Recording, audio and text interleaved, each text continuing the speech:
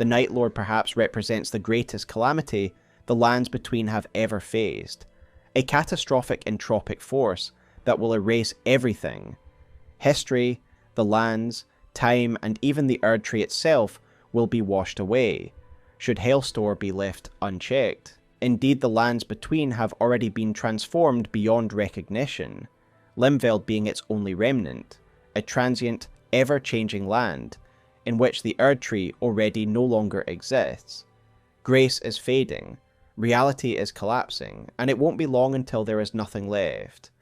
However, there is one force that is fighting back against the night, a group of warriors with no commonality between them, but brought together by circumstance. From different lands and even times, these brave champions operate from the Roundtable Hold and strike out into the night in order to defeat the Night Lord. These warriors are known as the Nightfarers, warriors who brave the night in the hopes of holding back its advance. And yet their story is far deeper than these surface details. Each of the Nightfarers have been written with a good level of depth, with all having an interesting history and reason to be here. Without their courage, the night would have undoubtedly prevailed. However, they do not fight alone. Much like the Tarnished, these condemned operate out of a Roundtable Hold, a refuge, an anchored haven from which they launch their expedition. They are led by a Priestess, who is in contact with a mysterious force only known as the Formless Master, a master who bids us to defeat the night. When you look deeper into the lore of Nightreign, it becomes clear that there are forces at work who want the Nightfarers to succeed. Each of the Nightfarers are here for a reason. Each of them have some driving motivation that gives them the conviction to fend off the night's influence. Yet in some worlds they have lost themselves and submitted to the night, becoming yet another of its pawns. It is only by completing their remembrances, a journey of self-realization, that they find the fortitude to resist its power. In this lore video, I want to explore the story of each of the Nightfarers, as all of them have an interesting story to tell. Additionally, I want to dive into the mechanics of the Roundtable Hold, and the forces behind it. So join me this week as we return to Limveld and the world of Elden Ring Nightreign. But before we get started, remember to like and subscribe for more content like this, and if you are interested in additional benefits, such as exclusive videos, theories added to the end of relevant videos, giveaways, a community Discord, and early access to videos like this one, then check out my Patreon in the description below. I think we need to start with the Roundtable Hold itself and try to understand how this structure even exists, given the temporal and spatial collapse of the lands between. In the base game of Elden Ring, we also operate out of a Roundtable Hold, and during the course of our journey it becomes clear that it is a copy of the original building that is found in Leyndell. The appearance of this building makes it clear that it is a separate construction from the rest of Leyndell. Instead of it following the high architectural style of Leyndell, it is more practical. This is clearly a military building that saw operational use, a real defensible fort that clearly has a practical purpose, filled with an armory, a kitchen, a council chamber, and a throne room. This is a warlord's castle that was once used as a military base, and a gathering place for warriors, and the iconographic evidence would suggest that this was once the stronghold of Godfrey. This was the gathering place of Godfrey's warriors, the ancestors of the Tarnished in other words, before they were stripped of grace by Marika and banished from the lands between. Thus, it is fitting that their descendants, the Tarnished, are given the same base of operations, a hold that will provide them with everything they need to complete their mission: weaponry, a smith, sanctuary, rest, and guidance. It therefore might not be too surprising that the Roundtable found in Nightreign also seems to be a gift given from the founding Nightfarers to their descendants.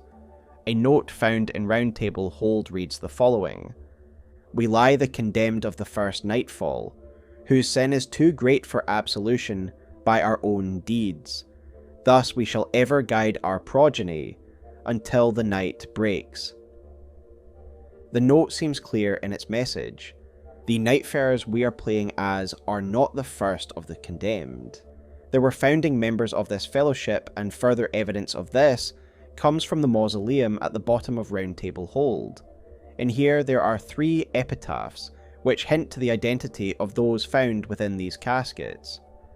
The main one of interest to our discussion is the central one, which reads the following: "To atone for the first sin, we elect to become the Foundation."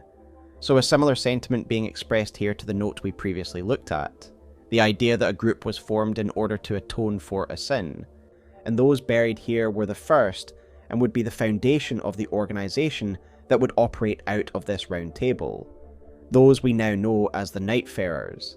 As I suggested in my Heolstor lore video, I believe that the first Nightfarers were of the Cutting Gifted tribe, a mysterious people who we see mentioned in a couple of key item descriptions. Indeed, the 2 other epitaphs found in the mausoleum also refer to the way of the cutting, i.e. the practices of the Cutting Gifted tribe, implying that those found here in this mausoleum are of that tribe. As we will go over later, these 2 other epitaphs seem to link Wylder's clan and the Recluse's coven to the Cutting Gifted tribe as well. Returning to the first and central inscription, we get reference to a sin in that epitaph. Now this is interesting because one of the 2 item descriptions that mention the Cutting Gifted tribe also do so in reference to a sin. I refer to the Night Lord's rune, which reads the following: "A thing with the properties of a great rune, harboured by the primordial Night Lord." The Cutting Gifted tribe anticipated the coming night, and spent many a moon planning its prevention, concluding that their only chance at success was to cheat a god. They had glimpsed what they should not, the very sin of the Erdtree. For their trespass, so were they punished. So here we learn of a tribe who foresaw the coming of the night, and took steps to try and prevent it. In so doing, they uncovered a truth that they were not meant to, the sin of the Erdtree. For this they were punished, and again this echoes the language used on the epitaph found in the mausoleum, which speaks of them atoning for the first sin, that they are being punished for something. I therefore believe that those guilty in this tomb are from the Cutting Gifted tribe, and becoming the first Nightfarers was the sentence they were handed down for the crime of discovering the sin of the Erdtree. This is why this seemingly obscure group are mentioned in such an important item description, because they are central to the story of the Nightfarers, being the first of those who would be set against the Night Lord. But how did they unwittingly bear witness to such a hidden truth? What were the actions that they took to try and mitigate the arrival of the night, as is described in the Night Rune's item description? Why is this tribe mentioned at all in an item dropped by the Night Lord himself? Well, these are all things I discussed in detail in my prior video, so forgive me for a degree of repetition. However, it is important in understanding Roundtable Hold and the Nightfarers, so let us revisit it now. Cutting Gifted is an awkward use of English, and I imagine many players won't even realise the significance of this tribe because of that. After consulting with fellow content creator and translator, Last Protagonist, he told me that this tribe would be more accurately translated as the tree cloning or tree cutting tribe, a reference to the process of vegetative propagation, whereby a new plant can grow from the cutting or fragment of the parent tree. This can occur naturally as part of a plant's asexual reproductive process, or it can be induced artificially. These artificial processes can be done by cutting, grafting, or layering. I'm sure many Elden Ring players will certainly recognise the importance of grafting, a process undertaken by Marika's descendants.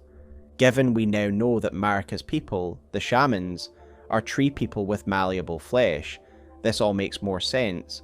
The golden lineage are able to graft because they themselves are tree people who are grafting themselves. Returning to the Cutting Gifted tribe, their very name suggests that this tribe would take cuttings of trees in order to make clones. And so in a world dominated by a divine tree, we can already see where this particular storyline is going. In Nightreign there is a secret door that is accessible in every expedition. that you can open via the use of a rare item known as the Cord End. This item links this hidden cave to the Cutting Gifted tribe, as it reads the following: a carefully woven cord. This cord belonged to the young girls who were housed in a place that was meant as an eternal secret. The Cutting Gifted tribe vowed to sacrifice their flesh while concealing the truth, but the girls were too young to oblige. The items that you obtain upon entering this cave are also quite revealing, as it contains 3 sacrificial twigs. The item description of these twigs tell us that these are cuttings from the Erdtree itself, cuttings that act as a totem to take the consequences of death for its bearer. Returning then to the description of the Night Lord's rune, I believe that the way in which this tribe attempted to prevent the night would have involved a cutting of the Erdtree. The description of the rune tells us that their only chance to do so would be to trick a god, and in a way the sacrificial twigs themselves are used to trick or cheat death. What if this tribe used a cutting of the Erdtree to make a clone of it, one that would draw the night to it and thus spare the true Erdtree and the lands between? In my Heolstor video, I suggested that this clone is what the Tree Titan is, clearly now a physical vessel for the Night Lord. I suggested that this Erdtree clone distracted the Night Lord for a time, before he consumed and co-opted it as part of his form, but I would direct you to that video for a more in-depth discussion on Heolstor. The main takeaway from this segment should be that it is suggested that the Cutting Gifted tribe were taking cuttings from the Erdtree itself, and through this close contact with it, they discovered its secrets. They discovered the sin that is mentioned in the Rune of Night's item description. In my last video, I theorized on what this sin could be, and I believe that the most likely answer is that it is related to Shadow of the Erdtree's storyline. Given the timeline of development for Nightreign and Shadow of the Erdtree, they were likely developed in tandem, and I therefore think it is quite likely that the teams would have communicated with each other to make sure there was nothing hugely contradicting. Indeed, the presence of the Golden Hippo, a Shadow of the Erdtree only enemy, does suggest that there was cross-cooperation between the two teams. The language found in the item description for the Night Rune is similar to that found in Shadow of the Erdtree, in which some item descriptions and dialogues refer to the sins that were committed at the beginning of Marika's rule. For example, we have Miquella's Great Rune item description, which reads the following: a great rune relinquished by Miquella. Broken and bereft of its bounty, it retains naught but the power to resist charms. Miquella set off for the tower enshrouded by shadow, abandoning everything, his golden flesh, his blinding strength, even his fate, all in an effort to bury the original sin, to embrace the whole of it, and be reborn as a new god. I have ruminated on what this sin is in numerous videos, specifically my one on Marika and the shamans. The term original sin is biblical, and implies that the sin being referred to in Miquella's rune must have been one that took place at the beginning. Indeed, the story trailer for Shadow of the Erdtree highlights the fact that Miquella's actions were motivated by his discovery of the betrayal that took place at the beginning of Marika's reign. Miquella the Kind spoke of the beginning, the seduction, and the betrayal, an affair from which gold arose, and so too was Shadow born. Thus, to me, the original sin is Marika's usurpation of the Hornsent. She gathered Godfrey and his warriors to her cause, men who had once belonged to the Society of Hornsent. The Erdtree and Marika seized divinity using a Hornsent invention, the Gate of Divinity. Yet in the current age of the Golden Order, it is taught that Marika alone is the true god. In reality, she claimed that power by force, meaning any worthy challenger might do the same. It could be that in closely studying the Erdtree and taking cuttings from it, they could have learned more about its true nature, learned that the Erdtree had a twin, the Scadutree, and in turn learned the truth of Marika's origin and the brutal cost of her rise to power. It is clear from Marika's actions in sealing the Lands of Shadow and hiding the Tower of Inir Ilim that she would go to extreme lengths in order to bury this history. If the Cutting Gifted tribe learned these truths, then I would fully expect Marika to punish them in some way. We mentioned earlier that I believe the Cutting Gifted tribe are the ones who created the Erdtree Titan, thus were actively involved in early attempts to stop the Night Lord, and therefore it was fitting that Marika would sentence the tribe to finish what they started. This finally brings us back to the Roundtable itself, as I believe that the Cutting Gifted tribe were instrumental in its creation. The epitaph we looked at earlier mentions that the people in the mausoleum have elected to become the Foundation. I believe those buried here are those of the Cutting Gifted tribe, and they are the foundations in both a symbolic and literal fashion. Symbolic in that they are the first of the Nightfarers, and literal in that I believe their bodies form the foundation from which the Roundtable has grown. To explain what I mean here, we need to return to the secret cave found in Limveld, that one can only access via the Cord End item, an item which once again links this cave and its contents to the Cutting Gifted tribe. Inside this cave, we find that there is a maiden, embedded in the wall, and spiralling out from this woman is a sort of white wooden growth. My assumption is that this character is one of the young girls who has been sacrificed as per the description of the Cord End. But how and why?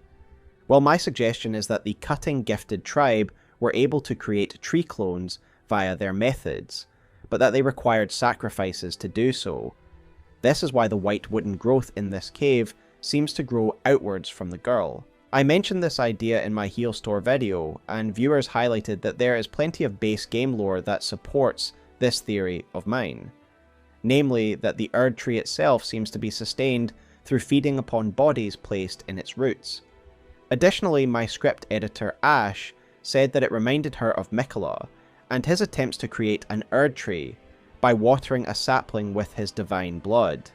Further evidence that the Erdtree and its kin require blood nourishment. Thus it isn't too difficult to imagine that the practices of the Cutting Gifted tribe that allowed them to grow wooden structures required both a cutting from the Erdtree and a blood sacrifice. With that in mind, let us look more closely at the details of Roundtable Hold. In the mausoleum we can see that the room is formed of a sort of white wooden growth, and I feel that this is essentially the same growth found in the hidden cave of the Cord End. Both have connections to the Cutting Gifted tribe.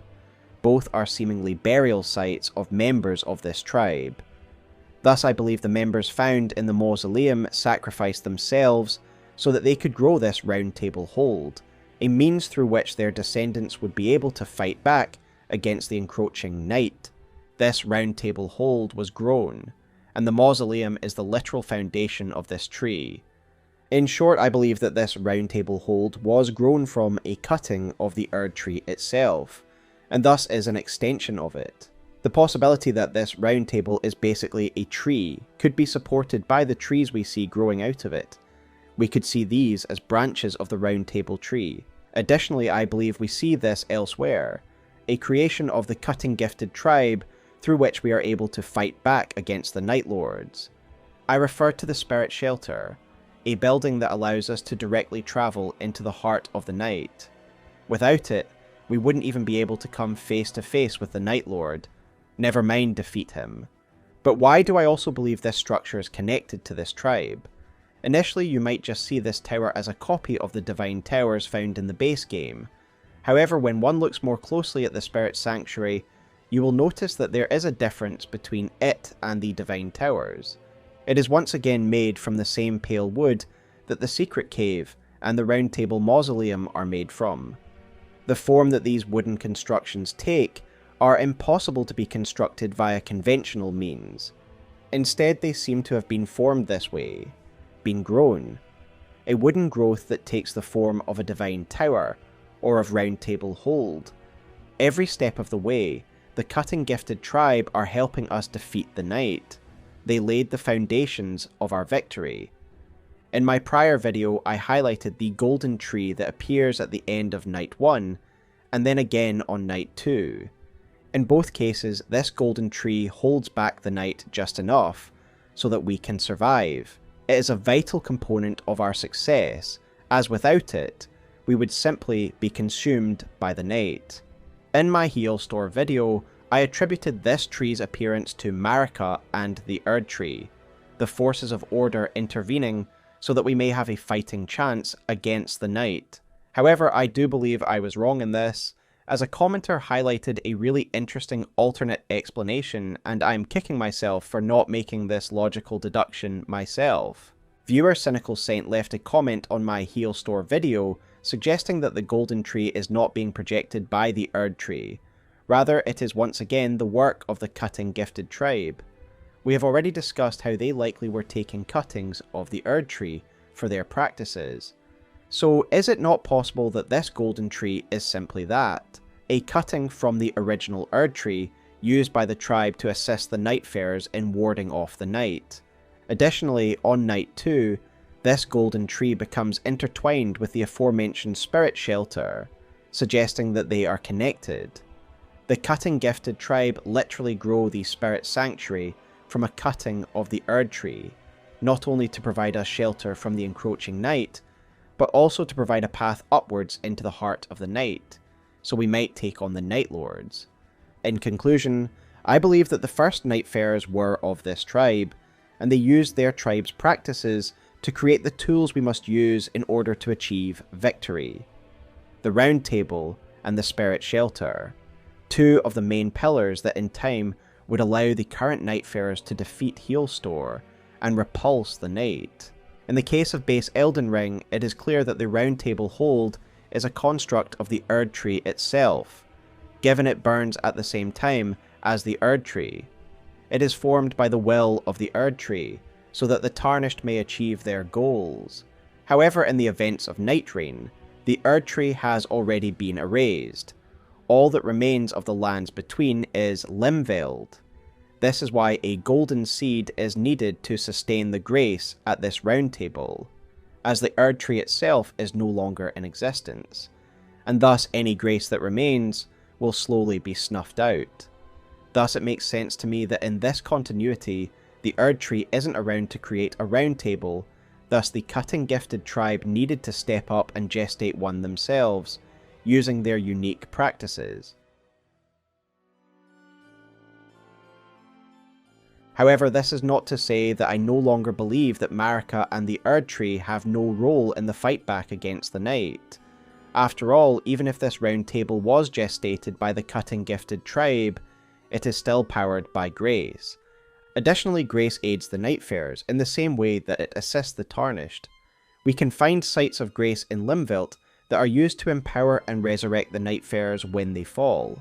The fact that grace is being granted to us shows that Marika and the Erdtree are indeed helping us. And as I have reiterated, these constructs are made from cuttings of the Erdtree itself, and so the Roundtable Hold is still connected to it, as it was in the base game. It has just come about by third-party involvement. This is quite significant if you think about it. The Erdtree as it was has been erased, and so in many ways this Roundtable and the Spirit Shelter clones are all that remains of the Erdtree in Limveld. Our base of operation really is the last bastion of order, in a sea of disorder. Additionally, we have to consider the so-called Formless Master, who is mentioned a couple of times by the Priestess. Speak as you wish. This message is for you. You will hear it often. Seekers of redemption. On the third night, this land will fall. Band together and prepare to claim the life of the Night Lord. That is all. The Duchess is seemingly very connected to this being, a mysterious being who communicates through her. Indeed, her connection to this Formless Master is emphasized by a note found in Roundtable Hold, which reads the following: a short passage on the Priestess of the Roundtable. The Priestess, mouthpiece of the Formless Master. Rooted to the Roundtable, she must share its fate. The Priestess acts as the anchor of the Roundtable, the leader of the Nightfarers, who is able to interpret the will of the Formless Master, and thus direct the others in their efforts against the Night Lord. So who or what is this Formless Master? Let us first consider who would be motivated to help us stop the Night Lord. The answer would of course be Marika, Radagon, the Erdtree, and the Greater Will, all those associated with order. The order that is being broken down by the entropic powers of the night. The type of message that Duchess relays to us reminds me of the dialogue from the Two Fingers that was given to the Tarnished by Enya. Listen, the fingers speak. The Greater Will has long renounced the demigods. Tarnished, show no mercy. Have their heads. Take all they have left. When we first played the base game, we truly believed that we were receiving the word of the Greater Will via the Two Fingers. Yet Shadow of the Erdtree shattered that illusion, when we learned that Mitir and her brood have lost contact with the Greater Will long ago. Thus the directions we received from them were not divine instruction, but part of their own design to wrest control of the New Order, following Marika's shattering of the Elden Ring. In many ways, the Greater Will seems like the most likely candidate, as it is a formless eldritch entity, and it clearly would have a motivation to see order restored. It has a history of needing a medium to interpret its will, and we know that it does concern itself with what happens in the lands between. The mad taint of their newfound strength triggered the shattering, a war from which no lord arose, a war leading to abandonment by the Greater Will. Above all else, it seems to care about maintaining order.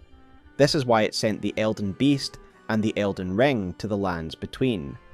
The cataclysm wrought by Heolstor certainly is the greatest threat to order we have ever witnessed, on par with the Frenzied Flame itself. If the Greater Will still exists, I do think it is very feasible that it would want to intervene and thus use the Priestess as its mouthpiece and direct the Nightfarers on their path to victory. While the Greater Will does fit in many ways, I am still reluctant to believe that it would take that direct role in the way the Formless Master does. With that said, I can't help but think that the most likely candidate is the Erdtree, as an extension of Marika. In Shadow of the Erdtree, near the climax of the story, it is revealed that we have been guided here by the Erdtree, not Miquella. We have been following Grace to a final confrontation with Miquella. The Erdtree has guided us here in order to destroy the nascent god, a direct threat to the Erdtree's rule. When I say the Erdtree, I am essentially saying Marika. The Erdtree is an extension of Marika and her power. It was she that created it after all. Grace is an instrument of the Erdtree, through which it empowers and guides those it would use as its instrument. Grace is present at the Nightfarers Roundtable, showing that while its power is rapidly fading, it does still grant its blessing to the condemned, doing what it can to assist in their mission. The term Formless Master also works for me if we are talking about the Erdtree or Marika, for both are a non-human entity, and currently they are without form, for they have been erased alongside the lands between by the night. I therefore believe that it is the Erdtree, and thus Marika, who is communicating with the Priestess, as well as providing the Nightfarers with what little grace remains. While its physical form has already been erased, it becomes clear that traces of Marika, the Erdtree and Grace still remain, slowly fading as the crisis goes on, and the grace found at Roundtable is likely all that remains of its essence. This is why it needs to be charged or kept on life support by its golden seeds, buying more time for its restoration. My script editor Ash suggests that the Priestess essentially has become a host for what is left of Marika, and this is why she is the anchor for Roundtable. She acts as a bridge between the Roundtable and the vestiges of order that once existed, thus giving it its power and its connection to Grace. And as I have noted, Grace is actively assisting the Nightfarers, very much suggesting that it is Marika and the Erdtree who are guiding and helping them achieve their goals. There are some other theories regarding the Formless Master's identity that I don't personally agree with, but are notable enough that I would like to discuss them here before we move on. The main one I see a lot is the theory that the Formless Master is the Formless Mother, because they are both formless entities with similar titles. I do agree that this would be a very interesting scenario, as the Formless Mother would be the least likely saviour of order. However, there are some things that could support this.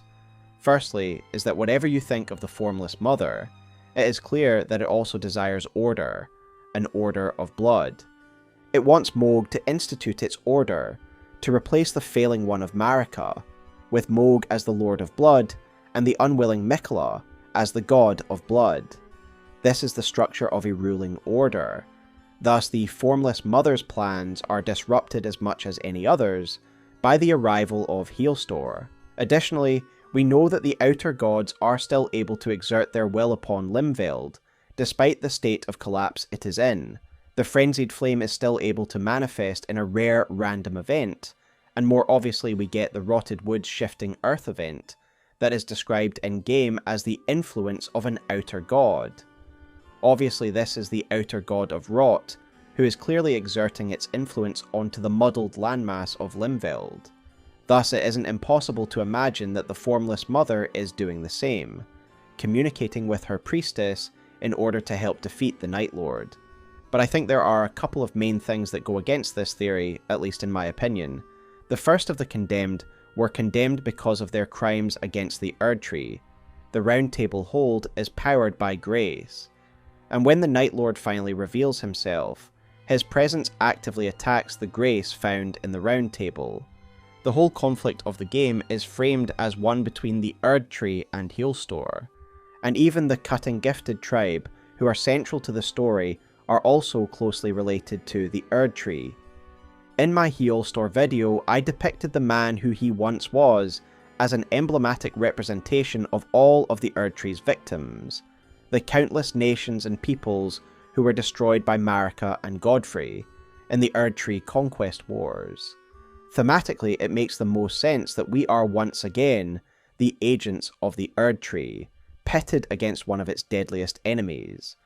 In my opinion, it would be quite thematically jarring to shoehorn the Formless Mother into such a pivotal role. Of course, it is all speculation, and I could easily be proven wrong in further content to come.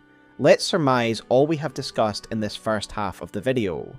The Cutting Gifted tribe were a people who practiced tree cloning, and even dared to use the Erdtree for their experiments.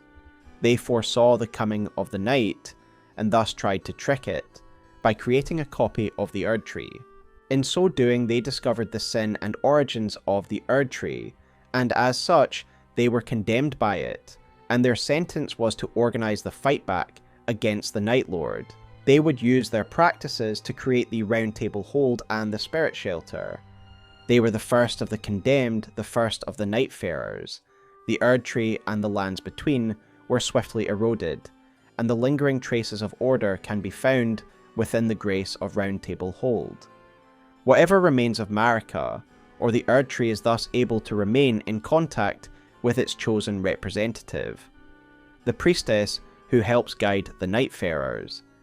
This brings us to our cast of heroes, an eclectic mix of warriors and mages from different times and cultures. It is worth remembering that the Nightfarers are also known as the Condemned, and when we first arrive as Wylder, the Iron Menial tells us that we are here because we have committed some sort of crime. I am told that each of you has committed a grave misdeed, but I beg to differ. You aim to preserve this very land, and that is no small matter. Indeed, it is an ambition most worthy of praise. In the case of Duchess, Wylder, and Recluse, we could argue that they are still being condemned for the Cutting Gifted's original crime. As we mentioned earlier, epitaphs in the mausoleum suggest that the Recluse's coven and the tribe of Wylder and Duchess are related to the Cutting Gifted people. However, the others seem very far removed from this original crime, and so as the Cutting Gifted tribe's candidates dried up and the tribe went extinct, the Roundtable needed to expand the parameters for recruitment. In a number of cases, some of the condemned seemingly come to the Roundtable for their own reasons, like Raider, who willingly comes here to track down his rival, and Ironeye, who seemingly comes here to claim the power of the Night to free himself. Then there are those like Revenant, who seem to end up here, without really knowing why. Revenant seems to be the newest member of the Roundtable, and she appears here first as a spirit that the others notice, and is only fully brought here when a Nightfarer defeats her out in Limveld. She is a very confused spirit, and yet the Roundtable Hold chose her regardless. She has committed no crime, and yet the Roundtable selected her for service nonetheless. And I think that's the unifying parameter for all Nightfarers. They are chosen by Roundtable, by grace, to take on the burden of the Cutting Gifted's original crime. As long as they are suitable for the role, they will be drawn here, whether they came to these lands willingly, or whether they just ended up here. Every Nightfarer is chosen and brought here. When the Iron Menial says he has been told they have all committed a crime, I don't think that is true. I think the reasons why these people are considered condemned are twofold. Firstly, they are just inheriting the debt of the original crime of the Cutting Gifted tribe. Secondly, they have something unresolved. And this is important because a successful Nightfarer needs a strong motivation. As we will discuss in the coming chapter, the Knight seeks to break down these agents and corrupt them fully. In order to do so, the Knight needs them to lose their sense of self. However, during the course of their remembrance quests, they will overcome their trauma and past, and come to a strong resolution as to who they are and what they are fighting for. This conviction is what allows them to keep going and keep fighting against the Night. That is why they are chosen. These are all individuals with strong motivations, something that is absolutely needed to win this war of attrition against a relentless, cosmic foe. I think it is fitting that we start with arguably the two most important characters, the Duchess and Wylder. It isn't exactly a revelation at this stage that these two iconic characters are siblings. The Night does something strange to people when they enter its cataclysm. It is a force which erodes time, and with its linearity destroyed, people's sense of self and memory also begins to fade.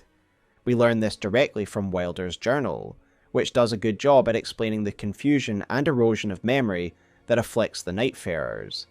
This is why the two characters don't address each other as brother and sister. Rather, it is a revelation they make over the course of their story by untangling their past and eventually remembering their familial bond. Pages 3 and 4 of Wylder's journal tells a fair bit about the tribe that he and his sister come from. Firstly, page 3 confirms that they are siblings, describing a scene where they are riding a twin pair of horses. When I first read this, I thought it was allegorical, in that it was implying that both the horses and their riders were twins. This still could be the case. However, as we will discuss shortly, there are some bits of evidence which suggest Wylder may be her elder brother. It also suggests that horses are important to this tribe, further reinforced by the fact that the earrings the pair possess project a written passage talking about these same horses, when exposed to light. Of course, these earrings are also a tribute to the siblings' bond, but the references to horses is also important in understanding their culture. This is fitting because we also learn that their tribe was nomadic, via the faded iron coins, which reads the following: iron coins of a faraway land, received from the Wylder. A nomadic tribe used these coins in trades with settled tribes to purchase supplies to support their isolated lifestyle. These coins, produced from the Wylder's pocket, are icily cold. Thus horses would be a core pillar of their culture, much as they were for real-world nomadic cultures like the Mongols. Finally, we also know from his journal that this tribe originates from the region known as the Windwale Knoll. Page 4 of Wylder's journal gives us an insight into his life, and the moment he and his sister had to part ways. It reads the following: the sun was setting on Windwale Knoll, and as if in deference to its name, a gale howled. The dreaded winter was approaching. By the time of the first frost, he knew that his sister would be far along her journey. The Wylder fell silent, and flashing her signature smile, flicked her earring with her finger. "Goodbye for now, dear brother. Once we're done, we'll meet again." He could not remember her name, but he always remembered these parting words. So this tells a number of things. Firstly, that Wylder and Duchess were very close, as you'd expect for siblings brought up together. This is obviously a powerful memory for Wylder, given it pierces the fog of his confused mind. He can't even remember his sister's name, but he still remembers her goodbye. For siblings who were extremely close, I can only imagine that this departure was dreadfully painful for the warrior. As for where she was going, there are two main explanations. She was either leaving to serve the Viscount who is mentioned in the Virtuous Thief's Key, or she is on her way to take up her duty as the Priestess of Roundtable Hold. Each character has a little bit of flavour text in the in-game codex, and so it is worth looking at Duchess now, as it does add a little bit more context. Virtuous thief and stepdaughter of the Viscount. Her ability to swiftly escape anyone's grasp with ease earned her the title of Duchess. The Duchess's high dexterity and intelligence allow her to fight with combinations of sorceries and weapons. So it seems as though this noble whom she served was her stepfather, suggesting that it was someone close to the tribe of the Windwale Knoll. If she served nobility, it can certainly be used to explain some of the differences between herself and Wylder, as despite them coming from the same tribe and family, they are outwardly very different. However, if the Duchess spent a significant period of time in the house of a noble, then she would have had access to many privileges that Wylder didn't have. A better education, a more refined aristocratic style of fighting, as well as learning the mannerisms and etiquette of the upper classes. This is why she is a refined fighter, well versed in sorceries, and why she dresses more like an aristocrat than a nomadic warrior. No wonder she is colloquially known as the Duchess among the ragtag Nightfarers. So if her life at the Viscount's was a large part of her life, and a familial arrangement, then I doubt her departure to his estate is the farewell that is being described in page 4 of Wylder's journal. There is something about this moment that feels final, big, as if it was the last time he ever saw her, before he too was drawn to the lands between. Additionally, the Duchess makes reference to something being done, as if she has a large task to undertake and then complete. If I am correct, then it means that the Duchess knew exactly the role she would be taking when she arrived in the lands between, that of the Priestess, and that she knew about the Night Lord.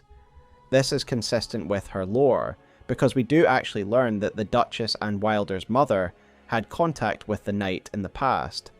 We learn this via the item description for the old pocket watch, the signature tool of the Duchess. It reads the following: a well-kept antique pocket watch engraved with an intricate design, likely a prized possession. The influence of the encroaching night clung to the expecting woman, preventing her from ever giving birth. The only means to break it meant the sacrifice of her life. But the curse of night lived on, in both the orphan and in this keepsake, whose hands tell only twisted time.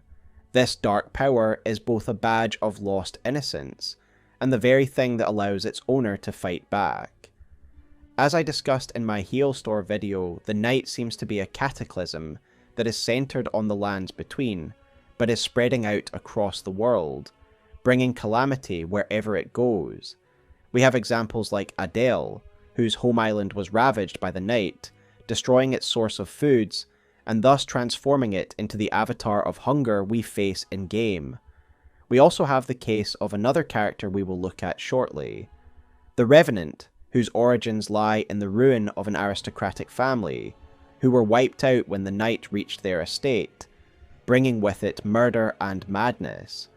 Soon we will also see how the night affected the Windwale Knoll, resulting in the final destruction of Wylder's clan. The point being is that while the lands between may be the eye of the storm, Heolstor's night has spread outwards to other lands as well, So with that in mind, and returning to the description of the pocket watch, it seems as though the knight did indeed reach the Windwale Knoll by the time the Duchess's mother was pregnant with her, and the effect of the knight seemingly prevented her from giving birth. It is quite easy to understand why, and the pocket watch itself hints at it. The knight is a force which erodes order, and that includes linear time. In Limveld we see the complete destruction of the temporal.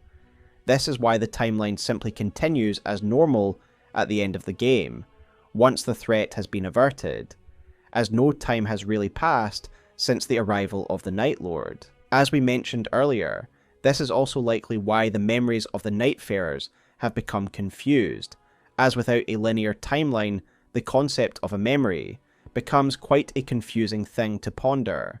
As the item description of the pocket watch suggests, it is this very phenomenon that is leveraged by the Duchess in order to fight back. With time in flux, she is able to manipulate it and repeat the damage that she deals against enemies. But the item description leads us to a very dark conclusion. The life of the Duchess began in conflict with the knight. Thus it is fitting she would become a leader among those who would wish to stop it. For clarity, what I am suggesting here is that because the knight essentially stops the passage of time, the Duchess's mother was unable to progress her pregnancy, that she was basically frozen in time and thus unable to give birth. The item description of the pocket watch suggests that her mother needed to surrender her own life in order to finally give birth to the Duchess. We are not given the details of what this means, but I would suggest that she likely underwent some kind of surgery, like a C-section, so that the child could be extracted, resulting in her death. However, the language could also suggest some kind of ritual or spell, in which she literally traded her life for the Duchess. Now I think we need to pause here and discuss the twin element of the Duchess and Wylder, as you would think that based on the pocket watch's item description that they were not twins, as there is no mention of her brother also being affected by this event in the same way that Duchess was. To reiterate, the reason some may even suggest that these two are twins is because of Chapter 3 of Wylder's journal, which makes an allegorical comparison between the horses the two are riding, a pair of healthy twins, and the way it is written makes me feel it is speaking of both the horses and the two characters. However, the pocket watch description really focuses on the Duchess' birth alone, as if it was a birth of a singular child. Additionally, there are some passages from Wylder's journal that do seem to suggest a different birth date. I refer to Chapter 5 of Wylder's journal, which reads the following. The Wylder continued to fight, never mentioning his younger sister. There was no way forward except to soldier through the war at hand. Here, Duchess is referred to as Wylder's younger sister, and so this could be used as proof that there is an age difference between the two.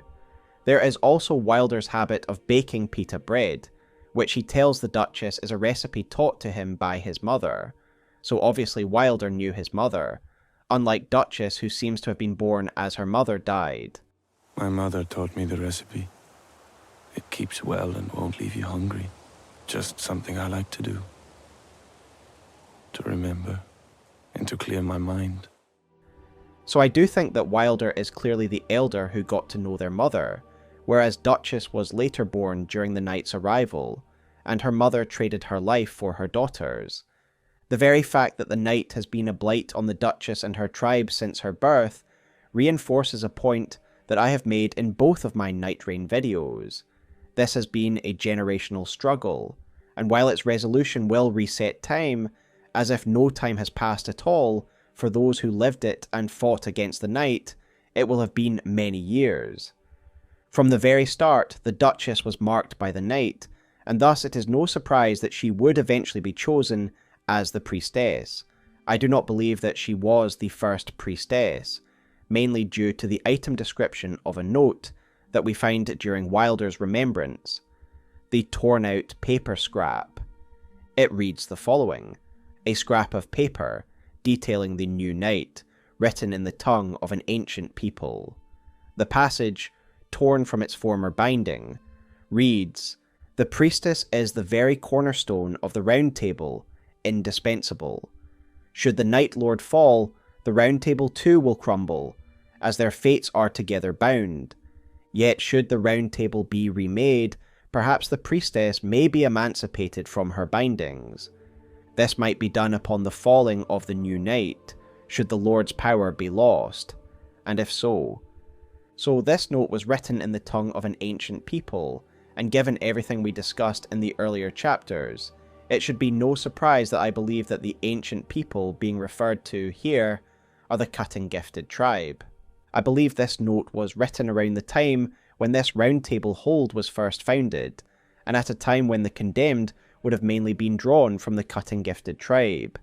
The fact that they are referred to as ancient again highlights how long this conflict has really been going on for, and makes it very unlikely that this note is about the Duchess themselves.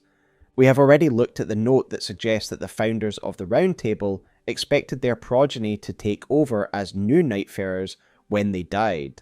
I therefore think it is likely that the Priestess is a role that has been handed down from generation to generation.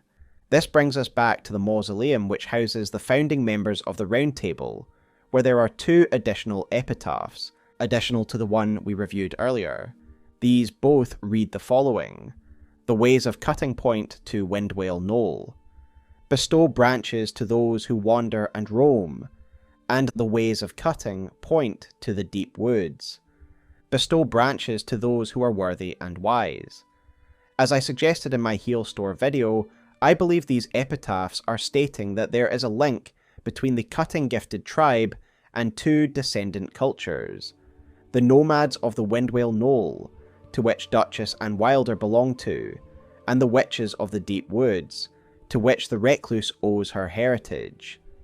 If the Cutting Gifted tribe were served a sentence by the Erdtree that they had to defeat the Night in atonement for their sins, then perhaps this is a debt that would also be passed down to the descendants: Wylder, Duchess, and Recluse. Wylder and Recluse believe they have come to the lands between for their own reasons, but perhaps they were always fated to come here, in order to serve out the sentence incurred by their ancestors. In the case of Duchess, if it is true that her tribe is related to the Cutting Gifted tribe, then perhaps the role of Priestess at Roundtable Hold is one they are very aware of, a duty passed down to them through the generations. Perhaps because of the nature of her birth, she was elected by the tribe to take up this sacred duty, and this is why she was sent to be fostered under the Viscount's roof, so that she might receive the necessary education for her to fulfill her duty. Thus, when she came of age, or perhaps when she was called upon, she departed to the lands between, to play the role of the Priestess, willingly and with full knowledge of what it meant. To me, this is the goodbye that the Wylder remembers so keenly, because despite her words, they both know deep down that the Duchess will never return. Such is the burden the Cutting Gifted tribe have placed upon their progeny. Yet Wylder and the tribe persisted for some time, it would seem, until one final cataclysmic event that rendered Wylder as the only surviving member. We learn from Wylder's in-game codex entry that he is a man driven by revenge, here to destroy the Night for personal reasons. Indeed, in some of the generic conversations we have with Wylder, he displays very intense hatred for the Night Lord. He has good reasons for feeling this way, as Chapter 6 describes the tragic final moments of the Windwale tribe. It reads the following: The Wylder had the same dream time and time again.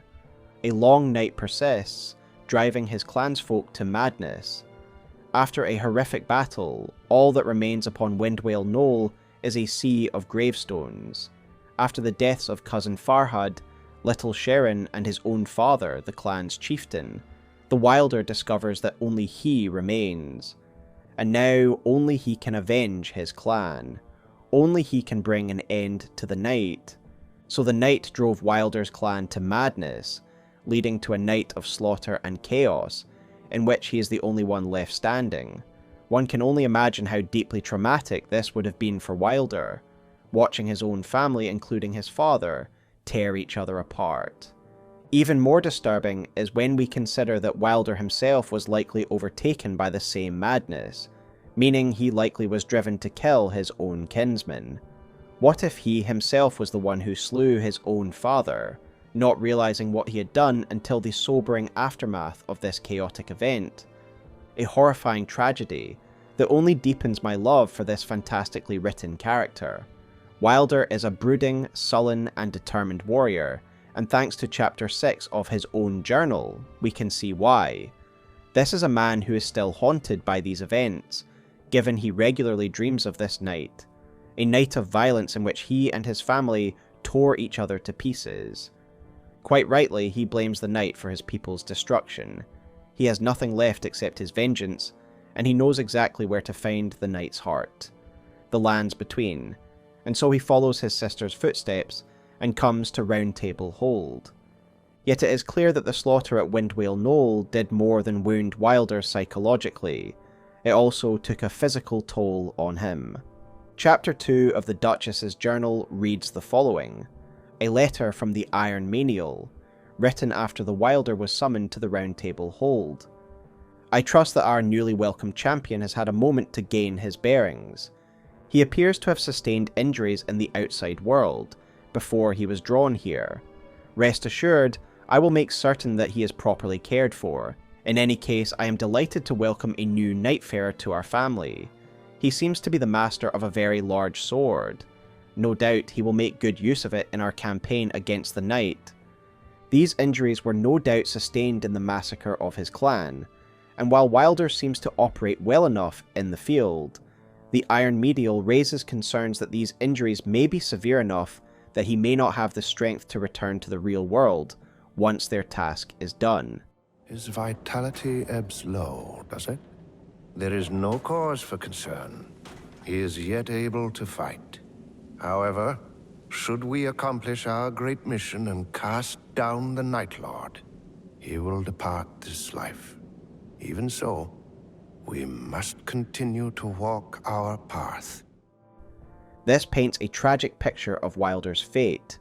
He is a man traumatized by the destruction of his people, and whoever he was before has been replaced by a spectre, a revenant driven solely by his hatred for the Night Lord. This is all compounded by the effects of the night itself. In Chapter 1 of his journal, he is described as clinging on to a precious belonging, the earring, one of a pair, whilst reciting his need for vengeance. This tells us a lot about his character, and holistically it shows us that he is a deeply damaged individual. The same chapter tells us that Wylder is essentially losing his memories, his mind clouded by the effects of the night, and both the earring and his need for vengeance act as totems, for him to anchor his purpose for being here. His mantra reminds him of his need to avenge his clan, and the earring is a reminder that he isn't the last, that he has a family member who is still alive. Yet the night is eroding his memory, and so he clings to these two motivations, so he might anchor himself and stop himself from disappearing completely. Wylder is a man who is desperate to avenge his loved ones, and he is lonely. He yearns for familial contact. That is what the earring represents, and over the course of his remembrance, he will eventually remember that the Duchess is his last living relative. For that reason, her survival will become his top priority, and he goes to extraordinary lengths to save her. Likewise, the Duchess, when realizing who Wylder is, even considers abandoning her mission in order to save her brother. I find the bond between Duchess and Wylder incredibly beautiful. It is clear that there was likely no moment where they both remember each other at the same time. No singular moment where they acknowledged each other as brother and sister. Yet both find out via their own ways, and both are resolved to spare each other from oblivion. In the case of Duchess, she is destined to fade away alongside Roundtable Hold when their mission is complete, due to her connection to it as the Priestess, a direct connection that allows her to be its anchor. But it has become clear that the Duchess no longer exists as a true individual, and is now an extension of Grace and Roundtable Hold. In Wylder's case, he should be free to return home after the Night Lord is defeated, alongside the other Nightfarers. However, the Iron Medial believes that Wylder is too weak from his real-world injuries and will not have the strength to return to the material world when everything is done. In both cases, this makes them reluctant to defeat the Night Lord, as doing so would also condemn their sibling to effective death. Duchess is a resolute individual, and yet because of her brother, she suddenly doubts her very mission, and her waning commitment is even noticed by the Revenant, who challenges her to a fight on the beach in order to relight the Duchess's fire. Yet she remains conflicted, and so the Duchess discusses the matter with Raider. The two of you were brother and sister all along. I say refuse the choice. Who says that when you choose one path, you forego the other? It's your journey. Take all the paths you like. I know you won't let it come to nothing. In response, Raider imparts some sage advice based on some life experience via a story about a past crewmate. The moral of this story is that she maybe doesn't need to choose between her mission or her brother, rather she just needs to find a new way forward in which she can achieve both aims. She must find a way to bring her brother back to the real world, following the defeat of the Night Lord. The answer to this conundrum is provided by the Iron Menial. As in chapter 8 and 9 of her journal, we get excerpts of a letter from the Iron Menial. It reads the following: "A letter from the Iron Menial that was torn up and discarded without ever reaching its addressee. As you are well aware, my lady priestess, you are bound to the Roundtable Hold. But if the object were not born of flesh and blood, it could venture beyond the Roundtable Hold. But to make such a thing possible," then it says, "but to make such a thing possible, to connect to the Wylder in the outside world, before he draws any closer to death, we require a fetish. Such a bond could be established if the object that he kept on his person was to receive a blessing. But the chances of success are slim indeed, and I cannot bear to think of leaving you, Lady Priestess, all alone. So the Duchess needs an object that ties the Wylder to the outside world, an anchor, or totem that will allow him to be pulled back to the material world when the Roundtable Hold begins to fade. Thankfully, she has received such an item, the aforementioned faded iron coins, an object from Wylder's culture that he brought with him from the outside world. The Duchess is given these by Wylder as a thank you for providing him with the golden dew that he used to maintain his sword. She blesses one of these coins and gives it to the Iron Menial, and essentially begs him to use it to save the Wylder, even if that means the Menial will also leave the Round Table when all is done, thus leaving her alone. With her plan in place and her mind at peace, she speaks to the Wylder and reaffirms their commitment to bring an end to the night. During the course of this conversation, she steals a brooch from him and uses it to pin up her hair. This is her remembrance outfit, wearing a token of her brother, a symbol of her bond, and an object to remember him by when she is left alone. But I think the Duchess would be fine with the solitude, so long as she knows her brother is safe. Again, mirroring her devotion, Wylder's remembrance outfit also is an outfit in which he is wearing a token of his sister, her earring that is pinned to his tunic. I know that many find their remembrance outfits disappointing, but they are incredibly fitting for both, whose main concern seems to be protecting their sibling, and making a sacrifice to do so. In fact, in my first playthrough, I finished the game with Wylder's ending while wearing his remembrance outfit, and it felt very fitting, for Wylder goes just as hard in trying to save his sister, once he learns the truth found in the torn out paper scrap, that she is tied to the Round Table, and when the Night Lord is defeated, she will fade from existence. Like his sister, he is faced with a conflict, his vengeance against the Night Lord or the safety of his beloved sister. And like his sister, he refuses to make a choice. He chooses both.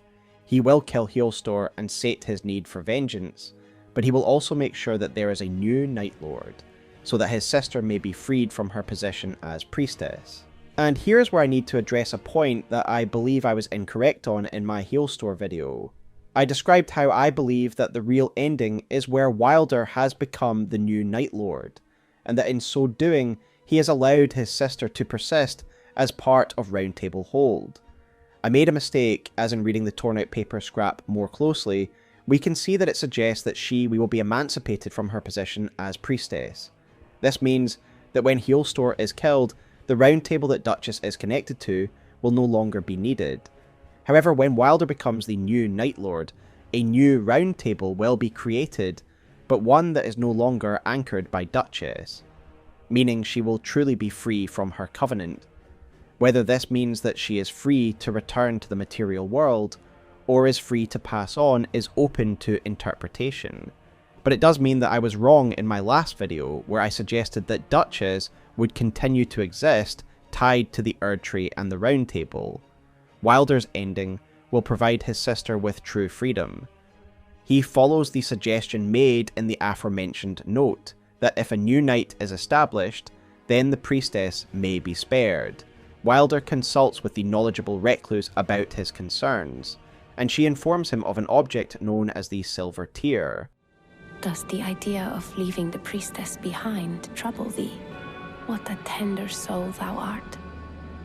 In that case, I have knowledge I would relay. Seek thee a tear of silver, but the road will be one of hardship. As to where to find it, the Iron Menial tells Wylder of the Eternal Cities, who we know from the base game are responsible for this artificial lifeform. In the base game, we see mimic tears taking all sorts of forms: rune bears, grafted scions, and even the annoying crayfish of Liurnia. Others are able to use the latent powers of these creations to transform themselves. Bok turns himself into a more human-like being, and we can tap into Renala's control of the Rune of the Unborn to completely transform our abilities. However, Wylder's use of this object is the most ambitious that we have ever seen, wanting to use it to transform his form into that of the Night Lord. This isn't just an aesthetic change, using a silver tear in this way truly transforms you, as it did for Bok and as it does for the Tarnished when they completely reform their powers and abilities. So when Wylder uses this object, after defeating Heolstor, he truly is the new Night Lord, and the night will now continue under his command. The final chapter of his journal reads the following: After a time, a new Night Lord came to be. The Roundtable Hold, spared from annihilation, would be formed anew, in preparation for a new night. But would it be enough to free the Priestess? He would never know.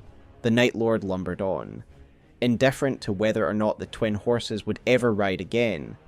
The night continues, and Wylder is now the Night Lord, yet he has inherited the emptiness that Heolstor himself felt, a hollow vessel for the night. As I suggested in my Heolstor video, I believe that the Wylder ending is canon and that it ties into the post-credit ending and what happens there. That being said, I also believe that every ending can happen in this game before we get this final resolution. The night has broken down time, and so events overlap and happen simultaneously and out of order. Thus, Recluse could reclaim her child, and Ironeye also kills the Roundtable servant. But eventually the night is truly defeated when Wylder takes the place of Heolstor, bringing the night under his command instead. This is the so-called New Night that was envisaged in the torn-out paper scrap. With that in mind, I believe we can understand what happens in the post-credit scene. I believe that by this stage Wylder will be the Night Lord. What we witness in that scene then is a golden bead of light touching the Wylder, who stands up, seems to ponder something for a moment, and then departs the lands between in peace. I believe the crisis is averted, because Wylder becomes the Night Lord and is thus able to be reasoned with. The night is his to command, and he chooses not to bear it against the lands between, and instead leaves the Erdtree in peace. As for what this golden bead is, and what actually happens in this interaction, we can but speculate. I suggested in my last video that this golden bead was the Duchess, but as I have acknowledged, I was wrong here, as the onset of a new night likely means that his sister has been freed from the covenant that bound her to the Round Table and Grace. Instead, we could see this bead as the Iron Menial, who is using the Duchess coin to reach whatever remains of the Wylder. At the end of Duchess's remembrance, his dialogue implies that she wants the menial to go to the Wylder. Perhaps this golden bead is the menial reaching out to Wylder to remind him of who he is, and his cause. The more straightforward explanation is that this golden bead is from Grace and the Erdtree, and thus the will of Marika. Perhaps she herself is reasoning with the man Wylder, someone who doesn't share the same appetite for the Erdtree's destruction that Heolstor did. We could see this as Marika reminding him of who he is, and why he became the Night Lord in the first place. His sister is safe, the Night Lord is dead, and there is no need to carry on fighting anymore. Indeed, surely Wylder would not want to become the very being of destruction that he set out to destroy. I ultimately believe we win, because Wylder becomes the Night Lord and then chooses to leave in peace, and to take the night with him into exile. The twins of the Windwale Knoll saved the world, while trying to save each other. I think it is important that we talk about the Executor now, as his story is important for understanding the nature of remembrances in Nightreign, as well as the state of the Erdtree during this calamity. The Executor's story is inherently confusing to understand, and this is by design because he himself is a very confused individual. Reading his journal, it seemingly jumps between different identities, and as we will soon see, this is a character who was party to an event that has led them to become deeply traumatized. Let's start with the in-game codex's description of the character, which reads the following. This condemned soul, with a body fused with pieces of armor, went missing after a prison stint in the lands between, brandishes a cursed blade and savors every battle. So this person served a prison sentence, but for what? Their armor that is fused to their body is clearly reminiscent of the Crucible Knight armor, and yet they wield a katana like the warriors of the Land of Reeds. So there are a lot of elements at play here, so let us carefully unpack this complex character. To rush to the conclusion, the Executor is an ex-Crucible Knight, but one who has also taken on a secondary persona of someone they met, an artist who painted the Erdtree. We can see these two personas in one journal entry, in chapter 3 of his journal, which reads the following. An embracing warmth from the flowers, the same flowers that grew in my painter's shed. I am an artist, painting the Erdtree. I am a guest, bearing a sword. I am silent, I am a witness. So there are two people here, who the Executor is simultaneously identifying with. A painter and a guest. The guest being the Crucible Knight shown in this painting. These were once two different individuals, and the Executor was in fact sent to execute this painter, part of his duties as a Crucible Knight. He couldn't do it, and instead another knight was sent to do the job and did so, and witnessing this broke the Executor, who then slaughtered his fellow knight. He then picked up the katana of the painter and committed seppuku, before being imprisoned by the authorities for the murder he committed. But let's prove this now by unpacking the evidence of these two characters, and how they have seemingly become one. We learn from the journal that it was the painter who came from the Land of Reeds, as chapter 2 reads the following. The Erdtree, I am an artist. From the distant Land of Reeds, washed up on the shore, inspired by what I saw, but the piece is incomplete. Something is missing. So this artist came from the Land of Reeds, perhaps shipwrecked here, but was inspired by the beauty of the Erdtree, and so began to make paintings of it. We can therefore presume that the katanas the Executor would use to stab himself, and the katanas he now wields, are those of this painter. They are not his original weapons. Indeed, it seems as though a painting of the Executor's original form is included in his journal, where we see him armed with the typical weaponry of a Crucible Knight. We know the Executor is indeed this Crucible Knight, for a number of reasons. Firstly, because of the Crucible armor he still bears. Secondly, because of his command over the powers of the Crucible. In the base game, we see that these knights all wield impressive abilities, able to call upon the aspects of the Crucible. aspects of the Crucible being a specific line of incantations that relate to different elements found within the Crucible, that the knights can draw upon to temporarily augment their bodies. In the case of the Executor, his ultimate is named Aspect of the Crucible Beast, confirming that it belongs to the same school of incantations as Horn, Breath, etc., just an even more powerful variant. Being able to call upon such an incantation, for me, really solidifies that this individual is someone who has had Crucible Knight training. The most crucial piece of direct evidence comes from his Remembrance outfit, in which he has the self-inflicted wound that the Crucible Knight in his memory gives himself, meaning he is that very knight. Of course, his name, Executor, is also an allusion to the task he was assigned as a knight, to execute the painter. He is the knight, he is not the painter from his memories.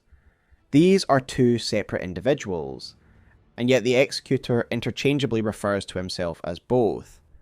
He also now seemingly embodies them both, being a warrior who wears the Crucible armor and wields Crucible incantations, yet he also fights in the style of the painter's homeland, and paints as they once did. The series of events that happened on the plateau where the painter's hut was located clearly haunts the Executor and is core to his now split identity. So let's go over this chain of events. Chapters 4 to 6 of the Executor's journal explains what happened to the painter, and what the Executor witnessed, and given his entries are quite a bit shorter than the other characters' journals, I will read them in full now. I am a guest, or perhaps an executioner. The guest speaks. I will wait until your Erdtree is complete. The Erdtree was still incomplete, and so I drew a sketch, in solace, of an old friend from the land of reeds, who speaks not a word. I will entrust it to my guest.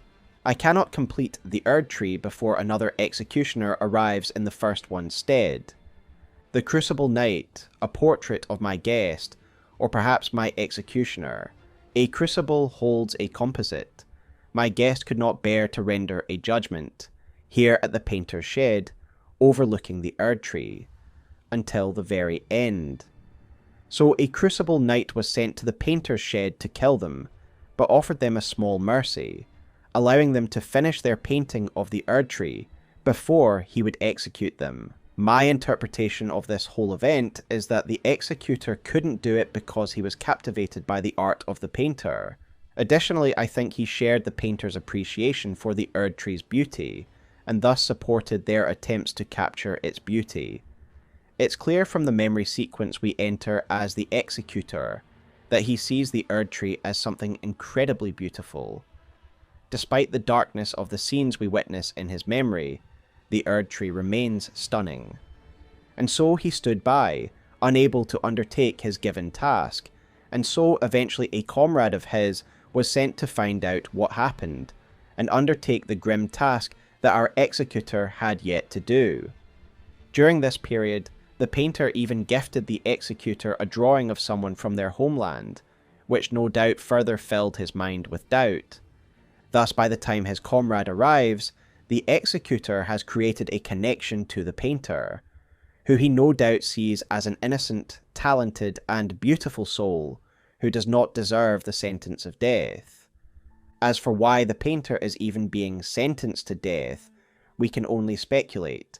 The Crucible Knights are the warriors of Lord Godfrey, in the early years of Erdtree rule at any rate, so we can assume this event took place early on in the Erdtree's rule, and the Executor was sent here by the Erdtree authorities. I can't help but believe that the crime the painter is accused of is painting the Erdtree itself. Perhaps at this time, the Erdtree rule was very puritanical, and believed that capturing the Erdtree's image was illegal. We know that the Erdtree Order was capable of enforcing harsh, dogmatic laws, in order to shut down narratives they don't like. We have the example of the prophets, those censored for foreseeing the future in which the Erdtree would burn, prophets who would then be blindfolded and exiled for their heresy. Perhaps at this time, a similar law existed in regards to capturing the Erdtree's image. The Erdtree is considered divine, and so perhaps one had to be formally granted permission to recreate its likeness. This is all my speculation, but for what other reason could this painter be sentenced to die? Either way, I would love to hear your thoughts in the comments below. And so the Executor watched his comrade carry out the sentence he could not. Driven mad by seeing the death of this painter, the execution of this beautiful soul, the Executor killed his fellow Crucible Knight. We then see the aftermath during the Executioner's memory, him cradling the body of the slain painter. He then picks up one of the painter's katanas and stabs himself through the abdomen.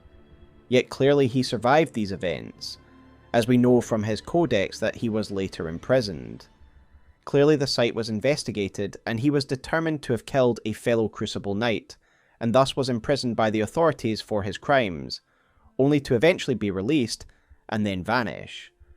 My initial assumption was that the Executor is suffering from PTSD, and thus has taken on the painter's persona as a psychological condition. He is basically suffering from an identity crisis, in order to cover up what he has done and what truly happened to the painter.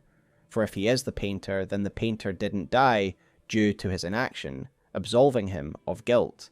I see it as a coping mechanism.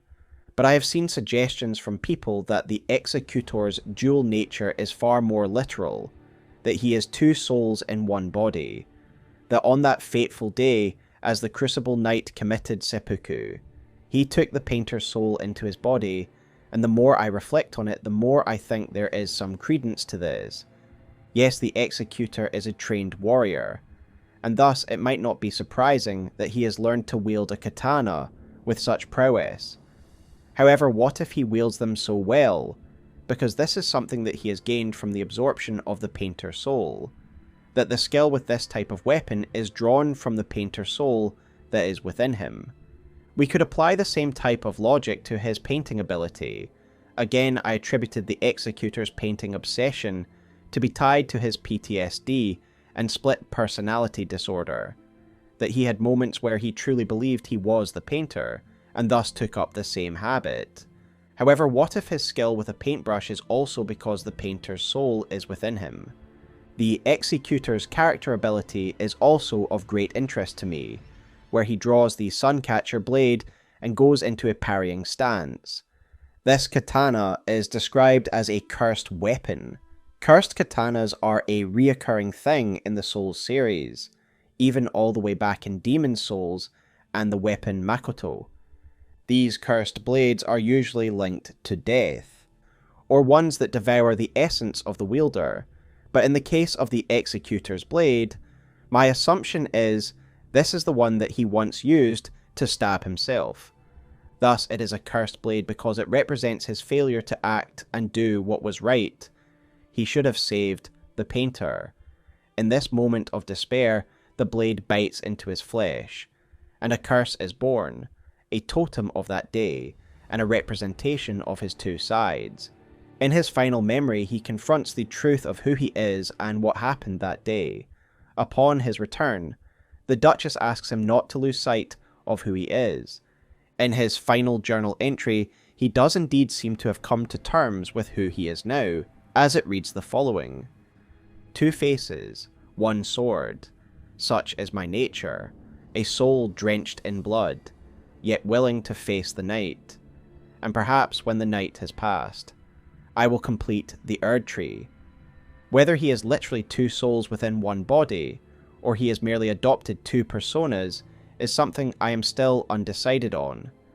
However, what is clear is that his final memory allowed him to accept the truth of what happened, what he did, and what he is now.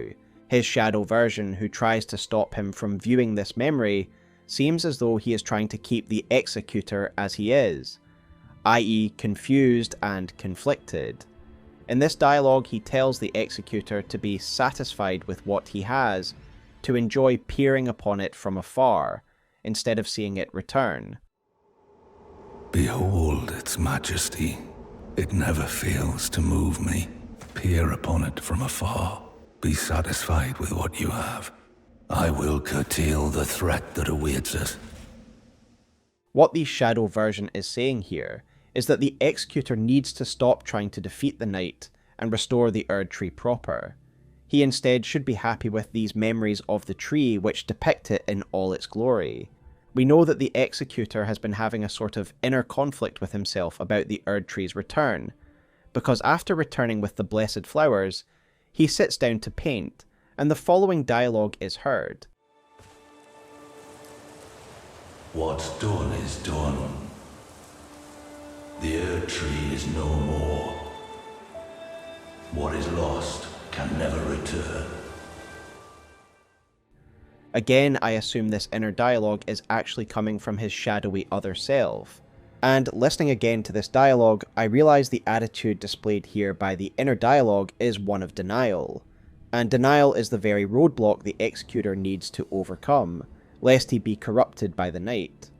Denial at the Erdtree's erasure, but also denial of the painter's death. Here this inner dialogue says, what's done is done, the Erdtree can never return. The same logic that could be applied to the painter who died that pivotal day. These are the two main losses that the Executor needs to reckon with. This dark other self could be seen in a number of ways. Psychologically, it could be his doubts. It could be the part of him who knows the truth, and is trying to protect him from the dreadful truth. However, more insidiously is the possibility that this Executor is one of the corrupted condemned, a version of him from another world. As we learn from Ironeye's remembrance, these in-game invaders are ourselves, but versions of us from other worlds who submitted to the night, and now have become its agents. In the next chapter of this video, we will review the Revenant, a character who has begun to undergo this process, as the other characters actively make note of the Night's corruption spreading through her body. Visually, these corrupted are very distinct. They are the Nightfarers but covered in a dark purple miasma, a visual indication of the Night's corruption fully taking hold, and no doubt this is the fate that awaited our Revenant had she not taken the necessary actions. Clearly, this alternate version of the Executor follows the same visuals as any of the corrupted, and my conclusion is that the Executor has been specifically targeted by the Night. The way in which his shadowy other half targets him is far more insidious than the regular invaders we face in our expeditions. It is literally speaking to him, and then finally it invades his memory of all things, so that he cannot realize the truth. But why? Well, to understand this, we need to understand the corruption process, and how the Night corrupts the Nightfarers. Again, the Revenant's story is the best way to look at this, as she is actively undergoing the corruption process. Following her remembrance, she has learned the truth of her past, and the Night's corruption is halted. I think the result of this is best seen in this tweet of Zlofsky, who puts all of the Revenant skins side by side. It was this tweet that really allowed me to see what the differences were between her normal and remembrance outfits. Pre-remembrance, when she is being corrupted, she appears more human, and this reflects her state of mind at this stage. When she is confused about what she is, she still believes that she is a human. Conversely, her remembrance outfit is a reflection of when she is shaken off the corruption, and thus it shows her true form, that of a doll. So by the end of her remembrance, she has realized and accepted that she is no longer a human. She has accepted herself as she truly is, and thus will not fall to the Night's corruption. This is because she has come to terms with what she is. The confusion or fear she felt while under the influence of the Night is gone. This is the core of the way in which a Nightfarer becomes corrupted. It is by losing one's identity. Most of the remembrances deal with their identity, or it reaffirms a motivation. It gives them something to hold on to anchor themselves. It is only when the Night erases that sense of self that it is able to take hold. In that way, it is a lot like the hollowing process of Dark Souls. An undead only fully goes hollow when he has died so many times, that they lose sense of who they once were, until there is nothing of that original individual left. The Night works tirelessly to break down the condemned, and we see its agents attack many of the other characters during the course of their remembrances, the Raider and the Revenant, for instance.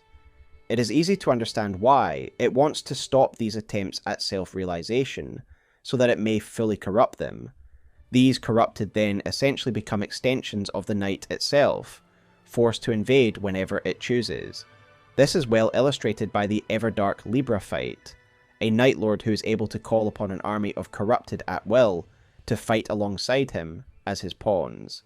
The Shadow Executor who challenges our Executor in his memory is thus no different.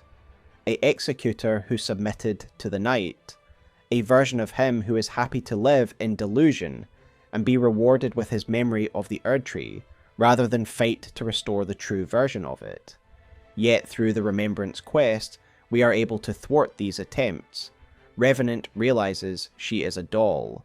The Raider reconciles with his true identity as Black Claw, and Wylder and Duchess focus on saving one another. With this understanding in mind, we can see that the Executor is a potentially easy target for the Knight. He is already confused as to his past and who he truly is. If his shadow version is able to prevent him from remembering his past, it is likely he too would fall to the Knight's influence. Yet after viewing his memory, he is content with understanding that he was once the Executioner, but now he is two people within one body. The Knight seems to target the Executor in a very subtle way. However, as I noted earlier, it seems as though the shadow version is literally talking to him, trying to break his resolve and get him to submit to the idea that the Erdtree is gone forever. Yet through this quest we break the cycle, and we are left with a wound on our stomach. This wound, while a reminder of a terrible event, is an important anchor for the Executor. For any time he begins to forget who he is, he need only touch that wound to remember what happened and who he is. The final thing I do want to talk about in this chapter before we move on is the nature of memories within Nightreign, as is very apparent from the examples of Revenant and Executor. The memories they are reliving aren't just memories in a normal sense. They are literally physically reliving those moments, and again the best evidence of this is the Executor, who didn't have any wound prior to reliving the memory, but when he returns from it, he does indeed have this wound. But what's this wound? From your memories. I vow, as Priestess, that the Erdtree will live again. It shall be as you remember. So please, do not lose sight of yourself. How is this possible? Well, again, my assessment of this is that memories work the way they do because of the Knight's influence and its breakdown of time. Thus, memories that happened many years ago are actually now knocked out of any semblance of a timeline. Clearly the Executor will have inflicted this wound on himself many years ago, and yet because of the collapse of time within the lands between means everything is out of order. So this memory from the past hasn't happened yet until we progress his remembrance, which is why he doesn't have this wound at the start of our story. Again, I would refer you to my video on Heolstor for a more thorough analysis on the collapse of time and the entropic influence of the Night. But in short, these events that may have happened in the past when time was linear are now all jumbled, as time is stagnant and has collapsed. This is also why the Nightfarers struggle with their identities and memories, because their events of their past are no longer the past. In short, the Executor's remembrance is a great illustration of the nature of the Nightfarers' memories, and how real they are. There is also something else I'd like to address that makes the Executor rather unique in regards to his origin. He came from the lands between. Remember earlier we looked at his codex description, which highlights that he did a stint in a prison in the lands between, before vanishing. Every other Nightfarer seems to have originated from somewhere else, before being drawn to the lands between to serve as a condemned. Does this mean that the Executor was present in the lands between when the Night arrived? The Codex implies that he went missing after his prison stint. This implies that he was released after serving his sentence and went missing. Where did he go during the missing period of time? What did he do? We perhaps can get some answer to this question in the Journal of the Guardian, who in chapter 8 makes some comments about his fellow Nightfarers. It reads the following. He knew now of many stories. The tale of the pack of horses galloping across Windwale Knoll, the great adventures of the pirates of the coastal waters, the fearsome fellowship, the wandering warrior whose habit was to preserve scenes with brush and ink, and finally, the tale of the witch of the deep woods, who wielded cursed magics. So the Executor became a wandering warrior, who painted, and so after he served his sentence, he travelled the world and captured what he saw, much like the painter of the base game of Elden Ring. To return to the question of why the knight might take a particular interest in the Executor, it could be because of how important a role he plays in the story. It is thanks to him that the Duchess is able to recharge the Great Grace at Roundtable Hold. My assumption is that if the knight is able to outlast the Round Table's grace, then all is lost, and this base of operations will cease to remain fortified against the knight. It will end up as we see it is at the end of time, empty and useless in the desert of an unmade world. The Executor's efforts directly result in the Great Grace's continued existence, thus buying them more time for their eventual victory. The knight should fear the Executor. Both the Crucible Knight and the Painter loved the Erdtree, and following their remembrance, they will fight to the bitter end to see its beauty restored. The next of the Nightfarers that I want to discuss is the Revenant, a fan favourite character who I mentioned in my last video, and I got some key details wrong, and so I am keen to right that wrong and explain her story properly. As should be apparent from the prior chapter, the Revenant is a great illustration of the Knight's corruption, and how it slowly breaks down Nightfarers and turns them into its pawns. But beyond that, the Revenant's story is one of the most well presented, with some of the best storytelling that FromSoftware has ever done. Let's start simply with her name and what it can tell us about her. A Revenant, according to Wikipedia, is a spirit or animated corpse that is believed to have been revived from death to haunt the living. Indeed, this is accurate, as the Revenant's existence is owed to the horrific death of a woman, and in addition, she is able to summon the spirits of her deceased family in order to wage war against her enemies. Revenants are also usually unquiet spirits, violent and vengeful, usually those who died in a terrible way, and thus want to take out their ire upon the living. This matches with the description of her ultimate ability, Immortal March, the codex description for which reads the following: release vengeful ire to make self and nearby allies immortal. This doll contains the vengeful spirit of a deceased woman, and her powers reflect this origin, a terrible event that was once again brought about by the influence of the Knight. Her in-game codex entry gives a great overview of this character, and it reads the following: doll of the daughter of an aristocratic family that faced ruin. On a fateful night, her soul took possession of the doll's body, and she swore to avenge her disgraced lineage. So what happened at this aristocratic estate? Who was this family? And whose spirit is within this doll? Well, thankfully we do get to revisit these events, as the Recluse assists the Revenant in confronting the Knight that resulted in her creation. In reliving these memories, the Revenant is able to interact with a painting of a man. Its epitaph tells us that this painting is of Edgar Blackcoat Northerncroft, the head of the aristocratic Northerncroft family. There is another item that seems to portray this gentleman, and that is the old portrait item, which reads the following: an intricate painting of a girl of pure heart, and an elderly companion that conveys both trust and affection. On that night the doll understood. The young girl wished to live, and with that understanding the doll found her purpose. On the back of the painting is a hurriedly scrawled, fading message: Chloe, seek happiness, for you deserve it more than anyone. My assumption of these two characters are as follows. Chloe is the daughter of the estate, and is the girl we witness being murdered through the course of the Revenant's remembrance.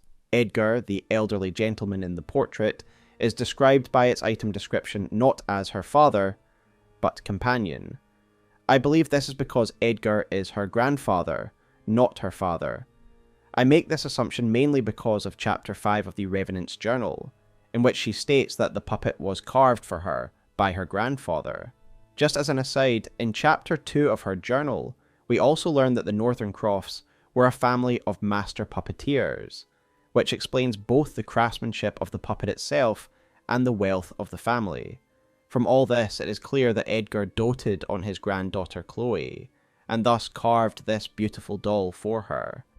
When we revisit the night of Chloe's murder, we see that the Northern Croft estate is being battered by a terrible storm. I believe that this is the Night Rain, and what happens here is because of the Night's influence. We have already seen in Wylder's story how the Night can cause madness and violence, and thus it isn't surprising to me that this estate would be targeted in such a way when the Night reached this region. Let's describe what we see in this memory. It seems as though the Night reached the estate and it drove people to madness. As a result, the estate was attacked, and Chloe watched her family be brutally murdered, before she herself was discovered and killed as well in a very violent manner. One of the mistakes I made in my last video in regards to the Revenant's past was when I said that the murderer in this memory was Chloe's father. This was a pretty wild assumption to make, and state objectively, and so for that I apologise. That being said, I do believe it is possible that the murderer is from the Northern Croft family, so let's go over why. One of the main arguments against it being her father is because the murderer is clearly a lot younger than Edgar, but as I have just pointed out, Edgar is likely her grandfather, not her father.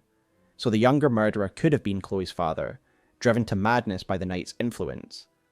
I also find it interesting that the in-game codex refers to her family as disgraced.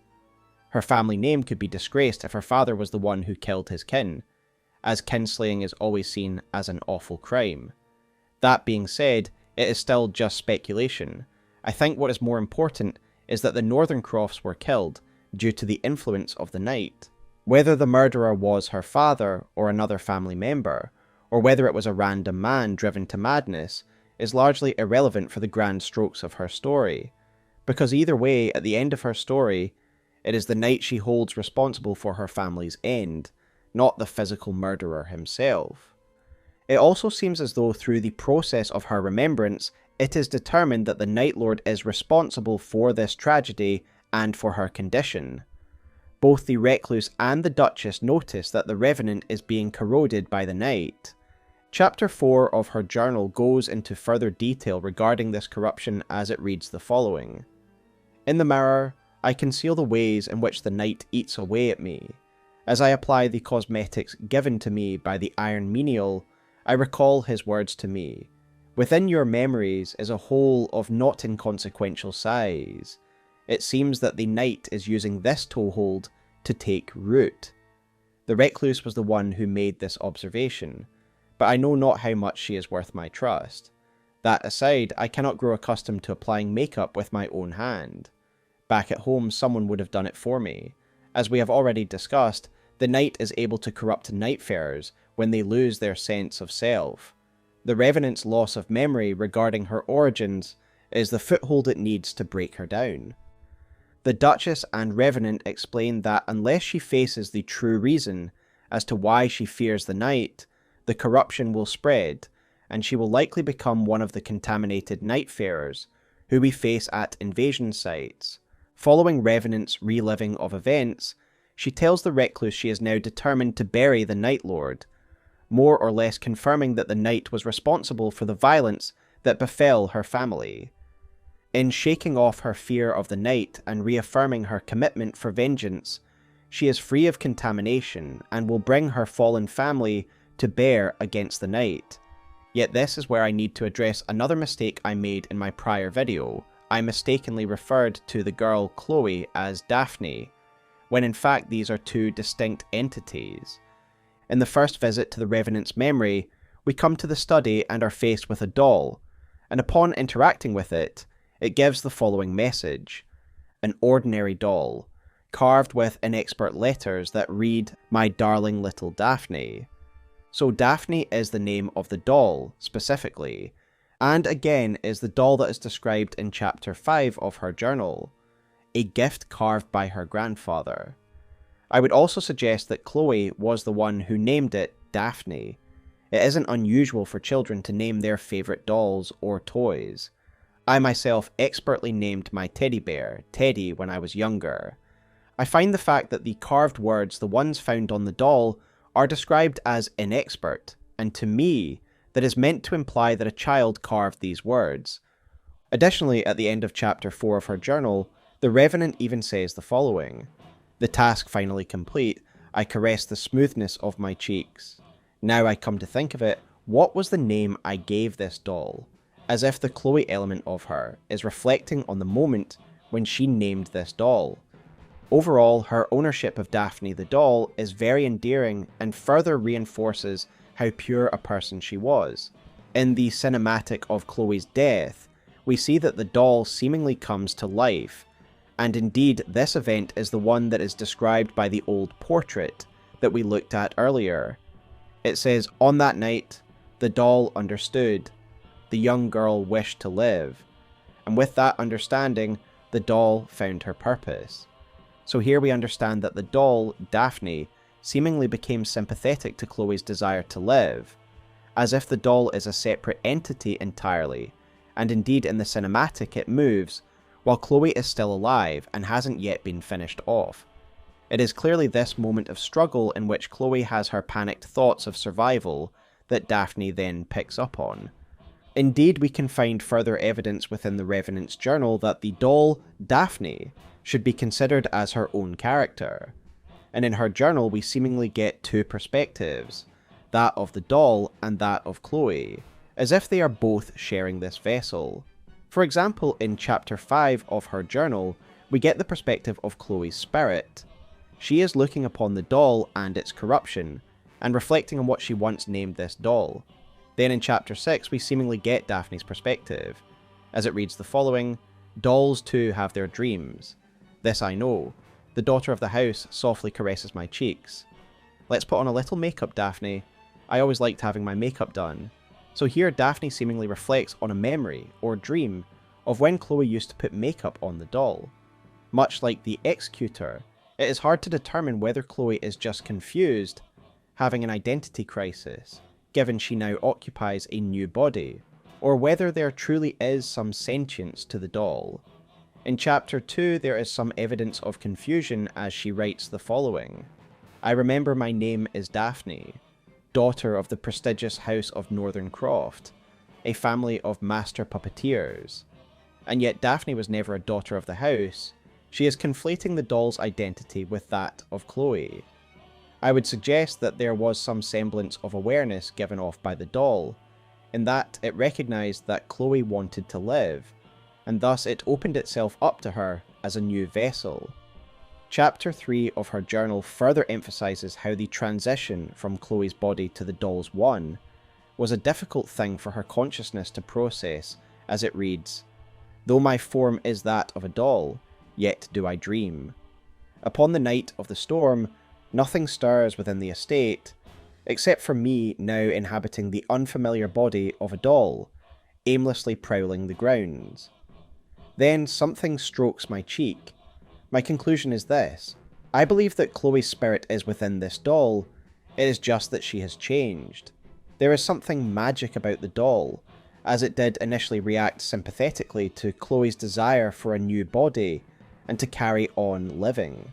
Chloe didn't survive this transition as the pure girl she once was, and thus has taken on the new identity of Daphne.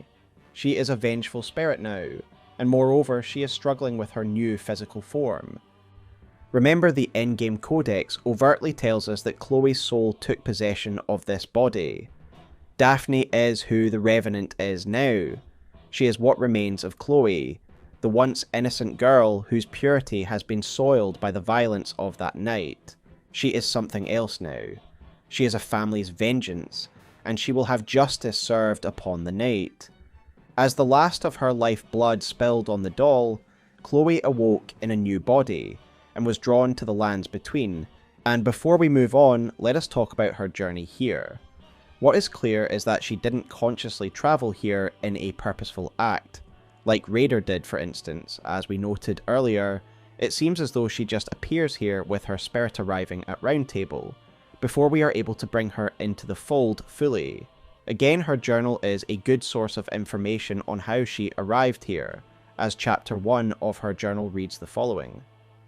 Trying to escape from the encroachment of the night, I awoke. Checking my joints, I traced my way through clouded memories. But where was I? And why did the air smell of must and mould? I needed to know what was going on. That is where I decided to begin. The impression this all gives is that she basically woke up in her dull body, confused, but she knew she needed to fear the night. Thus she fled and eventually ended up here, chosen by the Round Table to serve as a Nightfarer. What is interesting is that a doll acting as a vessel for a soul is very much an established facet of Elden Ring's lore, given Ranni the witch slew her own body and moved her soul to a doll so that she could free herself from the shackles of the two fingers. A similar transference clearly happened here. But how? Ranni was only able to achieve this result through massive efforts, using occult practices in order to split the Rune of Death between her and Godwyn. How was Chloe able to achieve the same effect without the use of the Rune of Death? Well, a few things come to mind. Firstly, it could be as simple as the nature of her death being so violent and traumatic that her spirit was able to defy the usual confines of reality.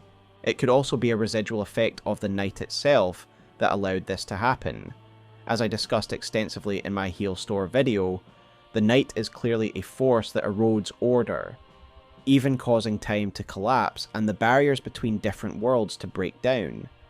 It isn't too hard to imagine then that the night broke down the usual barriers between body and soul, and as such, she was able to escape her physical form and take a new one.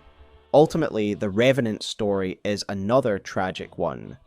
A young, innocent girl transformed into a spirit of vengeance, someone who was ripped from her comfortable family life by the indiscriminate violence of the night. The Revenant didn't choose violence, but the assassin known as Ironeye certainly did. Like most of the other remembrances, Ironeye's story is very important because it is the best illustration of the night's entropic influence and how it has eroded order and time completely. His story is an endless cycle where he is constantly hunting down his alternate selves. We learn a little about him from his codex entry, which reads the following. Assassin of the Fellowship. He is feared for his split-second judgment and the ability to spot even the most fleeting of chances to strike, earning him the moniker Ironeye. So some good basic facts here. He is a member of an assassin collective known as the Fellowship, and he is specifically feared and renowned for his accuracy and split-second reaction speed, hence his moniker of Ironeye. We learn a little more about this fellowship and how it operates from his journal. For example, chapter 1 seems to be an excerpt from a letter from his handler. It reads the following. Instructions sent from the fellowship to the Ironeye. Ironeye, beloved child of the fellowship, we have received word from Batir that you have fulfilled your duty. Your compensation is on its way. Remain at your present location. A new, substantial task will soon be upon you, which will likely require journeying to the lands between. Details to follow. Ever your custodian, Isolde. P.S. Please forget what I said the other day, it was pure balderdash, spoken in frustration. So we learn a number of things here. Each assassin has a handler, who oversees their contracts and assigns them new ones. As the term fellowship suggests, this isn't just a dispassionate organisation. They see themselves as a brotherhood, a family, and this is why Isolde refers to Ironeye as a beloved child of the Fellowship. This idea of brotherhood is reinforced when we turn to entry 2 of his journal, and there is mention of a boarding house, a place of refuge and sleep, where brothers and sisters can find camaraderie in fellow assassins. However, the truth of this brotherhood's bond doesn't become apparent until we near the end of his story. The truth is that the assassins of the Fellowship are undead. They are afflicted by the curse of those who live in death. I'll tell you what you want to know. You and I, all of us, are already dead. But our curse does not allow us to rest. As those who live in death, we could not rest until the Night Lord was defeated. That is what binds this fellowship together, and it certainly makes a lot of sense. In the lands between, those who live in death are exterminated by Golden Order hunters like D. They view these beings as abominations whose very existence offends the purity of the Golden Order. No wonder then a group of these afflicted individuals would band together, for safety and fellowship. Furthermore, using their skills to maintain a livelihood from the shadows. Chapter 2 of Ironeye's journal tells us that he is sent to the lands between in order to track down a traitor, one who was seemingly responsible for sacking one of the Fellowship's hideouts. So this was simply meant to be an assassination job, and yet by coming to the lands between during the calamity of the Night Lord, he is summoned to Roundtable Hold, and becomes a condemned. Clearly not his intent, but here he is, and he too becomes subject to the Knight's influence, forgetting the fact that he is one of those who live in death, who only is reminded of this upon meeting the traitor, and having him remind him of the tie that binds the Fellowship. I really like some of the details associated with the Fellowship that relate to the classic symbology of those who live in death. In one of Ironeye's journal entries, Isolde warns him of the monster's skill, and describes him as a centipede. The centipede is very much a symbol connected to Godwyn, and those who live in death, one that draws upon Japanese cultural allegories to corruption and death. The mark of the centipede also appears on the cracked sealing wax, the wax used to seal their assassination instructions, thus highlighting the Fellowship's connection to the Prince of Death. I find some other details about this wax interesting that I would like to go into now. Its description reads the following: sealing wax removed from an opened letter, used by sellswords of the Fellowship. The stamp signifies an assassin's oath. Once a target is agreed upon, there is no going back. Such contracts are said to have their origin in the lands between. It tells us that the wax sealing of assassination contracts is a lands between practice, and we do indeed see this reflected in the practices of another group of assassins, the Recusants of Mount Gelmir. Whether the Fellowship took inspiration from the Recusants, or whether both are merely following a general lands between custom, is up for debate. Either way, I really like the detail as it meshes well with the base game lore, and reinforces the idea that the Fellowship were a faction that operated in the lands between. This traitor seemingly reveals that the Fellowship also wanted the Night Lord dead, because while the Night was present, those who live in death could never know peace. As we will discuss shortly, Ironeye's handler, Isolde, seems to diverge from this belief, and actually discusses using the Night to free the assassins from their role as disposable pawns. What is interesting is that this traitor seems to be Ironeye himself, as the Duchess is the one who directs you towards your target, resulting in a fight between your Ironeye and a corrupted version of himself. We have discussed these corrupted versions of the Nightfarers in depth already, and so we know how this version of Ironeye came about. He submitted to the Night Lord and became one of his invaders. The story is of course more complex than that, but bear with me as we go through the basic chain of events first. It seems as though after being defeated by our current Ironeye, this alternate version of ourselves has had enough and asks for death. This is when we realise we are undead and conventional weapons will not do the job. Thus we are tasked with retrieving the Edge of Order. Its description reads the following: a fragment of the Spear of Fulgor, champion of Nightglow, imbued with holy essence through battles in Limveld, can briefly and only with very limited potency grant its power to other armaments. When those who live in death are felled by the Order, they will never rise again. There are a couple of interesting things here. Firstly, the idea that Order-affiliated powers and incantations can be used to permanently kill the constantly regenerated undead is consistent with what we see in the base game.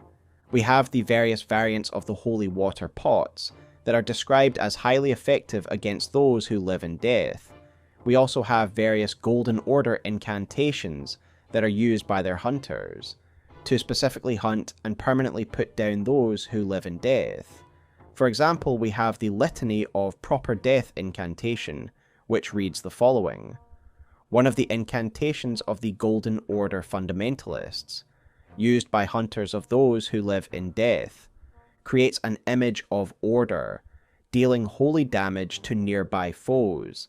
This incantation is especially damaging to those who live in death. Any felled by this incantation cannot be revived. The role of the hunters is to stamp out defiled reason, all for the perfection of the Golden Order.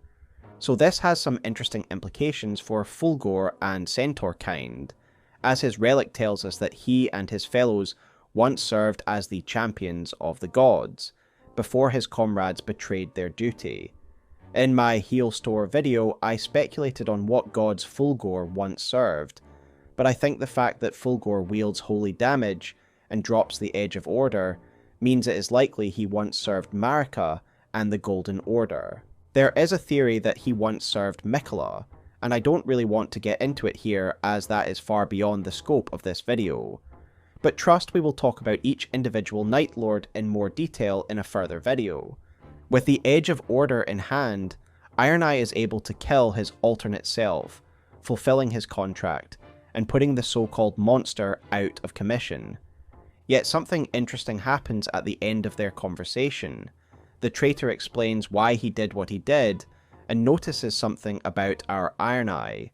Battle was not suffering, but pleasure. Until you have undergone the same. You have the same eyes. What will you do? The traitor explains that despite his initial motivation to kill the Night Lord, so that his kin could experience peace, he became addicted to the constant conflict. This choice to perpetuate the night, so that the Fellowship assassins can be free to live in a cycle of constant conflict, is consistent with the views of Ironeye's handler, Isolde. Ironeye's journal contains a letter from Isolde which reads the following. The scions of the Fellowship are fated to be disposed of once they play their part. Thus I had a dream, to wrest the power of the night, and bend the rules which govern our realm. The scions raised would wander through an endless night, fighting on and on. A night that would never break, for their sake I desired. But it is a dream most foolish, I should never have mentioned it to you. Free yourself of your misgivings, and walk the path in which you believe. So this letter is fascinating and is critical to understanding what happens in Ironeye's story. In her first letter, she leaves a postscript telling him to ignore what she ranted about the other day, that it was spoken in a moment of frustration. I believe what she said to Ironeye that day is basically the contents of this letter, that Isolde was tired of the assassins of the Fellowship being disposed of. She saw the answer to this issue in the night, that by using its power to bend reality, her kin could exist forever in an endless cycle of conflict, a sort of freedom from their position in society. This is not even to mention the fact that the scions of the Fellowship would be hunted by the Golden Order as well. They are exploited and hunted, so no wonder Isolde dreams of a new future. When I first played through this remembrance, I did wonder if this monster, this traitor, was actually a different character from Ironeye, another assassin altogether. After all, the outfit he wears is likely just the Fellowship uniform. But indeed it does seem to be the same voice actor that plays both the traitor and Ironeye. Additionally, we need to remember that the Duchess has already told us that the traitor he is looking for is an alternate version of Ironeye, a corrupted version of him. The traitors of the Round Table and the Fellowship appear to be one and the same. Let's you and I get to the bottom of this. I need you to eliminate a band of condemned. These condemned valiantly faced down the night, but ultimately failed and surrendered to the darkness. They are, in fact, us. Worse still, they multiply through their marriage to the night, spreading from one world to the next. We must stop them before it's too late. So if this is true, then how can Ironeye be both the monster and the one who has been sent to hunt him down? Well, again, I think this is to do with the fact time is out of order and Ironeye doesn't remember his past. Time has broken down, the normal rules of reality do not operate as normal, and I feel his story is stuck in a bit of a time loop. Basically, I believe that originally Isolde told Ironeye of her idea regarding the night and how it could free them. He then took this mission to heart and slew everyone at the Dusken Valley boarding house, including Isolde, and headed to the lands between to seek the night. In his journal, he notes that he found her final letter among his effects, one that he will then open. This letter is the bloodstained one from Isolde, explaining her actions and apologising to him for brainwashing him with her idea.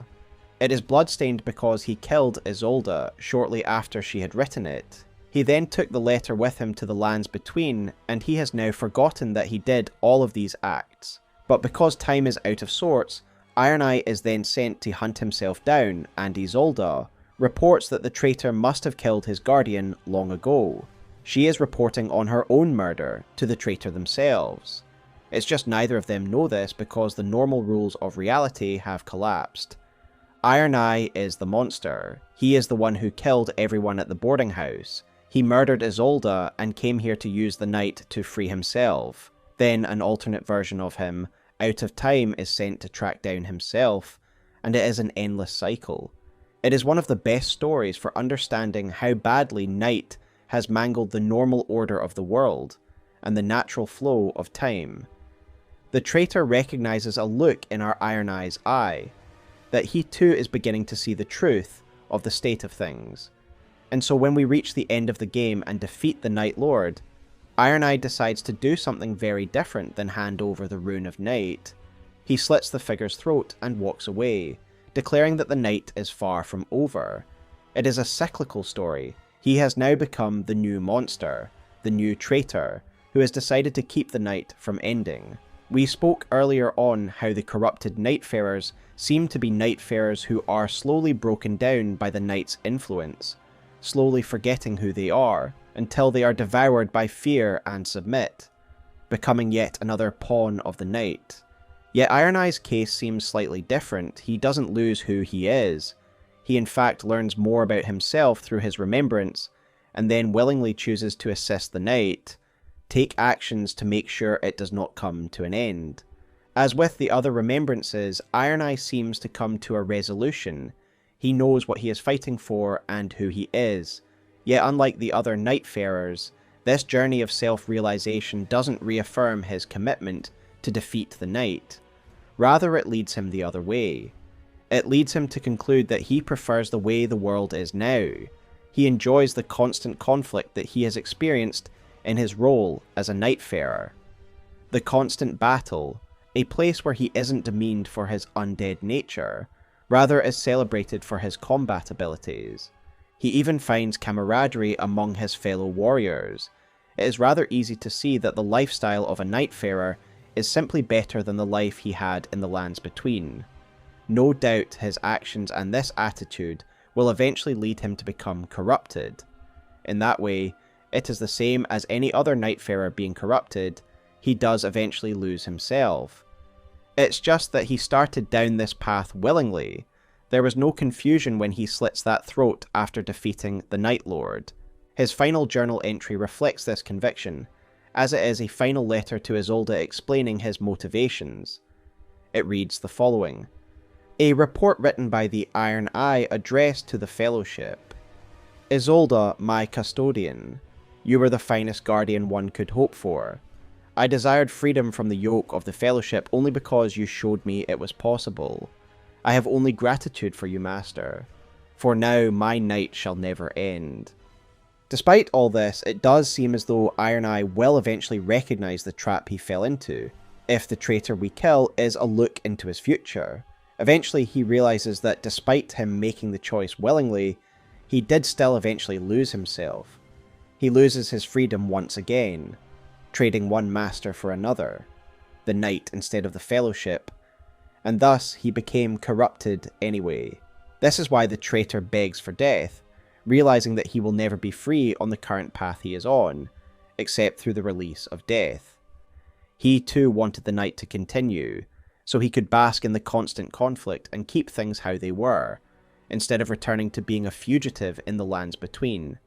Yet he now seems to want death, and my interpretation of this is that he has sobered and been cured of his corruption.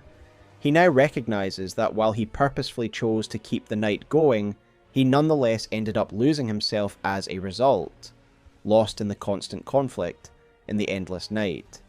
He now wants it all to end and begs his other version for death, yet in those final moments he recognises a horrifying truth. This new version of himself is doomed to fall to the same cycle, and one day our Ironeye will be in the same position after living an eternity of conflict, realising that in the end, he just became another pawn. It is an endless cycle for Ironeye. He comes to the lands between, he ends his alternate self, before following the same path, and eventually ending up corrupted himself. It only ends when the Knight is defeated, either by an alternate version of him who sees the truth, or by the other Nightfarers who truly defeat the Knight without him. There are a couple of other points I wish to cover before we move on.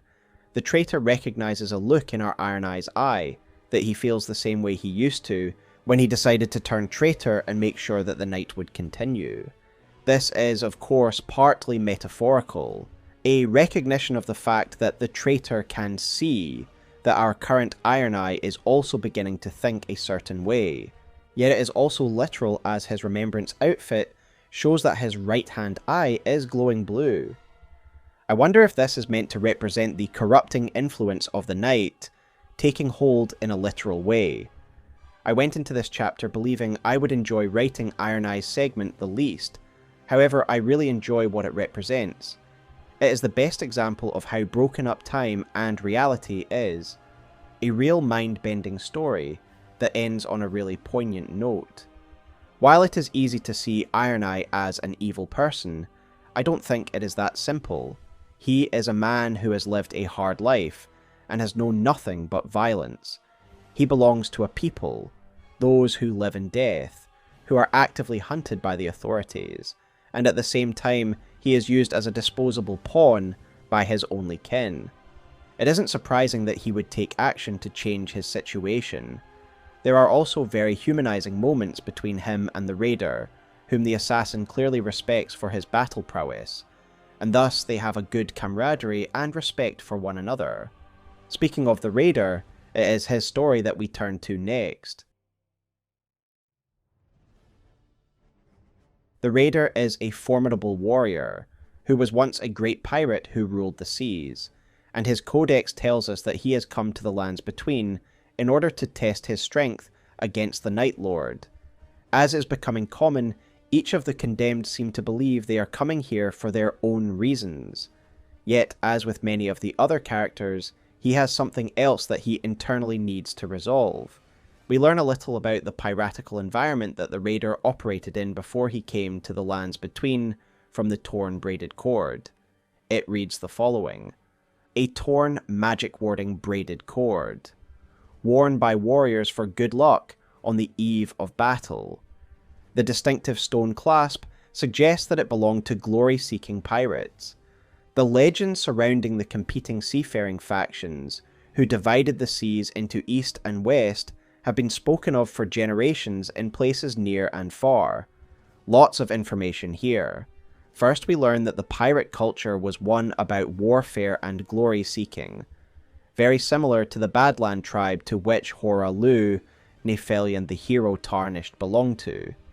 I do wonder if these pirates evolved from that same culture, but that is just, of course, speculation, though it is hard to deny that the raider is very reminiscent of Hora Lu in his remembrance form, and even his ultimate and character skills remind me of Lu's combat techniques and punches.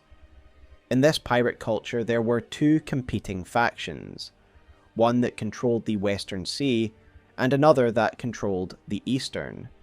In the course of the Raider's remembrance, he sort of unpacks his past and he ends up discussing the history of the seas with the Iron Menial. The Menial does some research and provides the following note, which details a great overview of the sea's history. A scrap of paper with a note on the Whitehorn, part of a legend of the coastal waters, written by a certain first mate. Two seafarers, one from the west and the other from the east, were once locked in a fierce competition for influence. The Whitehorn ruled the west waters, while the Black Claw presided over the eastern seas. Upon the shore did they contend for 7 days and 7 nights to see which was the stronger. While each fought bravely, a clear victor felt undeterminable. Following which, the Iron Menial identifies the raider as the Whitehorn, a fair assumption to make given the helm he wears upon his head. According to the note, these two pirate lords fought against each other for 7 days, but were unable to determine a victor. Chapter 5 of his journal includes a discussion of this subject between Ironeye and the raider, in which the assassin even says he heard that these two pirates were never able to properly determine a true victor. So what happened here? Well, the truth is revealed at the end of Raider's remembrance, that he is not in fact Whitehorn but instead is Black Claw. The Black Claw necklace tells us that the raider delivered this necklace to his rival, Whitehorn, and they were due to fight to determine who was the true ruler of the seas. Again, very much like Horalu's Badland culture, where a crown is claimed by strength. Raider, also known as Black Claw, ruled over the eastern seas, and his rival ruled over the western seas. We learn from his journal that the western seas were overtaken by the night, and thus Whitehorn was lost. Chapter 7 of his journal reads the following. The sea breeze reminded him of his memories of the coastal waters. The raider sat on the shore where they were arranged to meet. Weathervane pleaded with him. "Give this one up, Captain. He's part of the night now." The raider peered west at a sea engulfed by darkness and punched the white-horned helmet. "I'll hold on to this for now." After reminiscing for a moment, he was interrupted by a gentle murmuring of waves. The raider opened his eyes and gazed silently out at the waters. He knew where he must go, for when the sea summons them to fight, the call must be answered. The western seas were overtaken by the night, meaning Whitehorn was taken before he and Blackclaw could settle their epic rivalry, which is why he never turned up to their meeting spot, where they were meant to have their duel. All that was left was Whitehorn's iconic helm, and so Blackclaw takes it as a reminder, and unwilling to leave this fight unresolved, he travels to the lands between and into the night to find his rival. Perhaps then, like many other Nightfarers, the raider forgot who he was and believed he was actually Whitehorn, and thus donned the iconic helmet. It seems as though his crew came with him, or at least Weathervane did, as during Duchess's quest we actually find Weathervane's burial site in Limveld. This makes sense, he is a pirate, and the lands between are only accessible by sea. I also think this gives us our first geographical clue as to where the lands between are in relation to other lands. If the western seas are engulfed by the night, and the night is centred over the lands between, then it is fair to assume that the lands between would be considered a western continent, at least in relation to the seas which Blackclaw ruled over. Regardless, the raider once again reckons with his identity, and he no doubt would have been corrupted over time if he had continued to believe he was Whitehorn. He does this, in a manner very fitting for the raider, by fighting. Fighting in a tournament in which he is teleported into an arena. The Iron Menial tells us that this is happening due to an old arena custom. This monument stands testament to a series of proud battles. Long ago, sacred rituals were held in the name of Grin, god of war. to extol the virtue of the soul. Conquerors of neighboring seas were gathered to fight in contests of strength, each with the potential to discover a truly worthy opponent. As you can see, this stone records the history of what transpired. Again, time has collapsed, and thus it makes sense that this old custom that is long dead has been revived out of time. I find it interesting that this seems to take place in the arenas that were built during Godfrey's reign. They are the same arenas you can fight in Elden Ring. We know they were linked to Godfrey because we find his lion sigil in their entrances, and they were a custom during the early days of Erdtree rule, only later banned by the second Elden Lord, Radagon. Does this mean that these arenas were used to celebrate not only the Erdtree but this god of war as well? Perhaps an ally of Marika, or another name for Lord Godfrey. These are interesting points of lore for the larger Elden Ring story, but let us return to the Raider's story. His final opponent in this tournament is none other than his rival, Whitehorn, with us finally realizing that we have been playing as Blackclaw, not Whitehorn. It is clear that Whitehorn has long been subsumed by the Knight, apparent by the corrupted aesthetic we have come to recognise very well over the course of this video. If that wasn't enough evidence midway through, this poor soul is transformed into an ulcerated tree spirit. Yet Raider is able to put his old rival to rest and finally bury him and pay his respects. The final entry of his journal shows an image of him returning his rival's helm, and it reads the following. The final match was held, bringing the tourney of the lands between to its conclusion. The Raider gave the Whitehorn helmet back to its owner, and was Blackclaw once again. A gentle wind brushed his cheek. He wondered how Weathervane may have recorded their battle in words. The pirates of the coastal waters love nothing more than a worthy rival. But these days, the Raider no longer hears the gentle murmur of the waves. For him, the sea churns no longer. Raider is just a great character. We see him here honouring his old rival and putting him to rest in a respectful manner. He did this so he could prove his own supremacy, but he also does so out of a sense of honour, even pursuing this contest into the very night itself. The final lines of his journal indicate that his life as a pirate is over. With his last worthy rival felled, he doesn't hear the call of the sea anymore. His last true rival is here, the Night Lord. His days as a pirate are over, and he is all in as a Nightfarer. The Raider may be a man of violence, but he is a man of honour, again very much like Godfrey, from whom I suspect he is descended. He offers sage and reassuring advice to the Duchess, and he even gets concerned about Wylder's mental state. It is he that suggests to the Duchess that they help him. He also tries to help the Guardian regain his sense of pride by repairing his helmet, a helmet which the Guardian does eventually don, once he feels worthy of it. With that said, let us now talk about the Guardian, the noble knight who is weighed down by guilt and regret.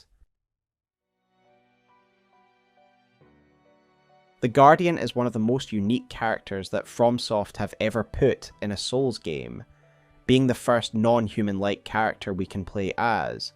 We learn a little of his origin via his codex entry, which reads the following: Pinion Folk Knight of the Winged Realm, a former captain who was injured in a war in which his country's fate hung in the balance, faced the brunt of the enemy warriors' attacks to protect his flock. So the Guardian is a knight, a defender of the Winged Realm, a country belonging to this race of bird people, known as the Pinion Folk. He stood in the front line of his country's final wars, before it completely fell. Chapter 1 of his journal confirms that his old flock, his people from the Winged Realm, are all dead. He is all that remains, and he failed to protect them. The first chapter of his journal divides his life between the two flocks he belonged to, the Pinion Folk of his homeland, and the Nightfarers of which he is now a member. It is clear that the Guardian takes his mission very seriously, as he essentially inducts the Revenant when she arrives at the Roundtable. impressing upon her how important their mission is and that he expects her to prove her commitment to the fight. The fact he puts this new flock on equal footing to his old people shows his stalwart commitment to the mission of defeating the Night Lord, and yet the regret over the loss of his people haunts him, and thus his remembrance is essentially one of coming to terms with their destruction and why it happened, before forgiving those who were ultimately responsible. When he arrives at Roundtable Hold, he is immediately shown kindness by another of the Nightfarers, the Recluse, as Chapter 2 of his journal reads the following. This is a memory of the new flock, of a meeting between the Guardian and a witch, both of whom were guided to the Roundtable Hold. There, though I doubt thou wilt soar the skies as once thou didst, so murmured the Recluse, gently stroking the wing in sympathy. The Guardian felt the curse that eats away at his wing recede, its progress halted. He thanked her with courtesy, but the Recluse just shook her head in silence. "'Tis nothing. 'Twas for such times I learned what I did." The Guardian turned his eye to a nearby pile of books. Perhaps, if armed with knowledge, I might have saved them, he thought. It was from thence that the Guardian began to address the Recluse as his teacher. Just as an aside, the language used by both characters here is archaic, and I believe this is a purposeful choice on the developer's part. As we will soon discuss, the Guardian's kingdom was very old and fell a long time ago. Likewise, the Recluse is a very long-lived witch, who is part of the same conflict. Their old style of English is thus meant to reflect the time period the two are from. The Recluse soothes his wings, and this page also confirms something. The Guardian and his people were once able to fly fully, yet as we can see his wings are now damaged, and he is only able to briefly take to the skies as part of his ultimate. The Recluse is able to ease his pain, due to her knowledge of the dark arts that cursed his people's ability to fly. She does this out of guilt, of course, because it was her who did this to him in a war long past. Yet the Guardian doesn't know this yet, and instead he asks her to teach him of these magics, so he might understand what he could have done differently. She becomes his tutor, and we do indeed see the two studying together in the Round Table. The guilt that the Guardian feels for failing his people runs deep, symbolised by his refusal to put his helmet on, even after the Raider fixes it for him. His journey is complete when he puts it on once more, accepting his failure and his new role as defender of his new flock. Yet he has a very emotional journey to go through first, so let us discuss it. Chapter 5 of his journal details the war in which his people fell, and it reads the following. This is a memory of the old flock. The Guardian was the sole survivor of a war in which there was no hope of victory. It was in battle that the flock was whole, and could rebuff any and all who dared face them. Knights of the Pinion folk feared not death. It was their duty and their pride to give themselves for the sake of the whole. The flock would always grow new feathers, but with ease it was that the cursed blade stole from the flock their wholeness and unity, by instilling in them the fear of losing their flight. Before the curse, the Guardian's shield was powerless, so there was a war, and the Guardian was one of the knights who was fearless in defense of his flock. It seems as though the coordination of their forces, and the advantage of their wings, meant that they were unlikely to be defeated via conventional means. However, their opponents brought to bear the cursed blades that would rob them of their flight. When this happened, they essentially had no chance, and were slaughtered by their enemies. Guardian eventually begins an investigation into what happened. After talking to the Iron Menial about the fall of his people, the Menial finds it hard to believe that a group of knights who shared the skills of the Guardian could be overcome by anyone, and the Guardian explains that it was because their wings were clipped. The Menial recognises the wounds as the work of accursed blades, and tells the Guardian it reminds him of something he read. Oh, the scarring. This is the work of an accursed blade. I once read a story in a very old tome about a realm far west of the lands between, where fighting erupted. One side was comprised of winged men, They were robbed of these wings by an accursed weapon known as an Ectaris. Countless Pinion folk were killed, while their kingdom's fate hung in the balance. Or so the story goes. I never imagined I would meet a living victim. The accursed weapon, the Ectaris, is chronicled in a certain tome. This dialogue tells us many things. Firstly, he read this in a very old tome, suggesting that the Guardian's civilization was an old one, and indeed this would make sense, given we never meet one of the Pinion folk in the base game. They have long been extinct by the events of Elden Ring.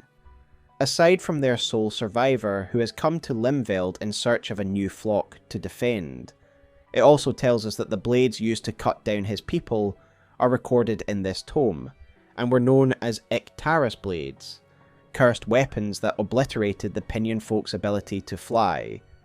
The name Ectaris is very apt, of course, being a reference to the Greek myth of Icarus, who flew too close to the sun with his man-made wings, causing the binding agent to melt and resulting in him falling from the sky. These Ectaris blades grounded the Guardian's flock, and they were slaughtered. Yet now he has a lead. He knows now there are writings on this event, and if he could find this, then perhaps he could get some answers and closure. Basically, there are 3 volumes, and the menial only has 1. The second one. It is a sealed tome, but when opened, it says the following. The blade leaves a wound that can never heal, owing to an ancient curse with the power to twist life. A frightful weapon concocted by a master of curses, under contract to an army determined to achieve victory. So again, this tells us a fair amount. The Recluse was actually contracted by an army to forge these cursed blades in order to help them defeat the Pinion folk. It wasn't the Recluse's people who were at war with the Guardians, rather she was there as a sort of mercenary to employ her skills at curses. Now this is an interesting moment to talk about the Recluse herself. In my Heolstor lore video, which is linked below, I dedicated a large portion of my video to her and her relationship to the gnawing infant and the Night Lord. I won't be reiterating that all here, so she will essentially be the only Nightfarer I don't cover as much in this video, because I really would just be repeating myself word for word. However, it is worth discussing her role in the Guardian's past, because it is an important factor in her story, and who she is as a character. As you can tell from the Recluse's character, she is a kind mentoring figure, offering assistance to both the Revenant and the Guardian.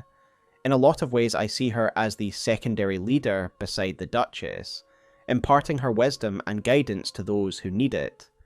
She is very empathetic to the Revenant in particular, who likely would have been lost to the night without the Recluse guiding her through the process. It is therefore hard to reconcile this character with the one who would assist in the wiping out of Guardian's people, or the woman who would unleash a dark devouring infant upon an entire army, weaponizing a child who just wanted love from her. It is clear that the Recluse has come a long way since these events, and she is here in the lands between to right some of her wrongs. Following the battle in which she lost control of the gnawing, she came to realize the gravity of her actions, the dispassionate way she had utilized this poor infant. It is clear from her interactions with the Guardian that she always greatly regrets what she did to him, accepting her terrible actions and accepting any punishment he might deem necessary.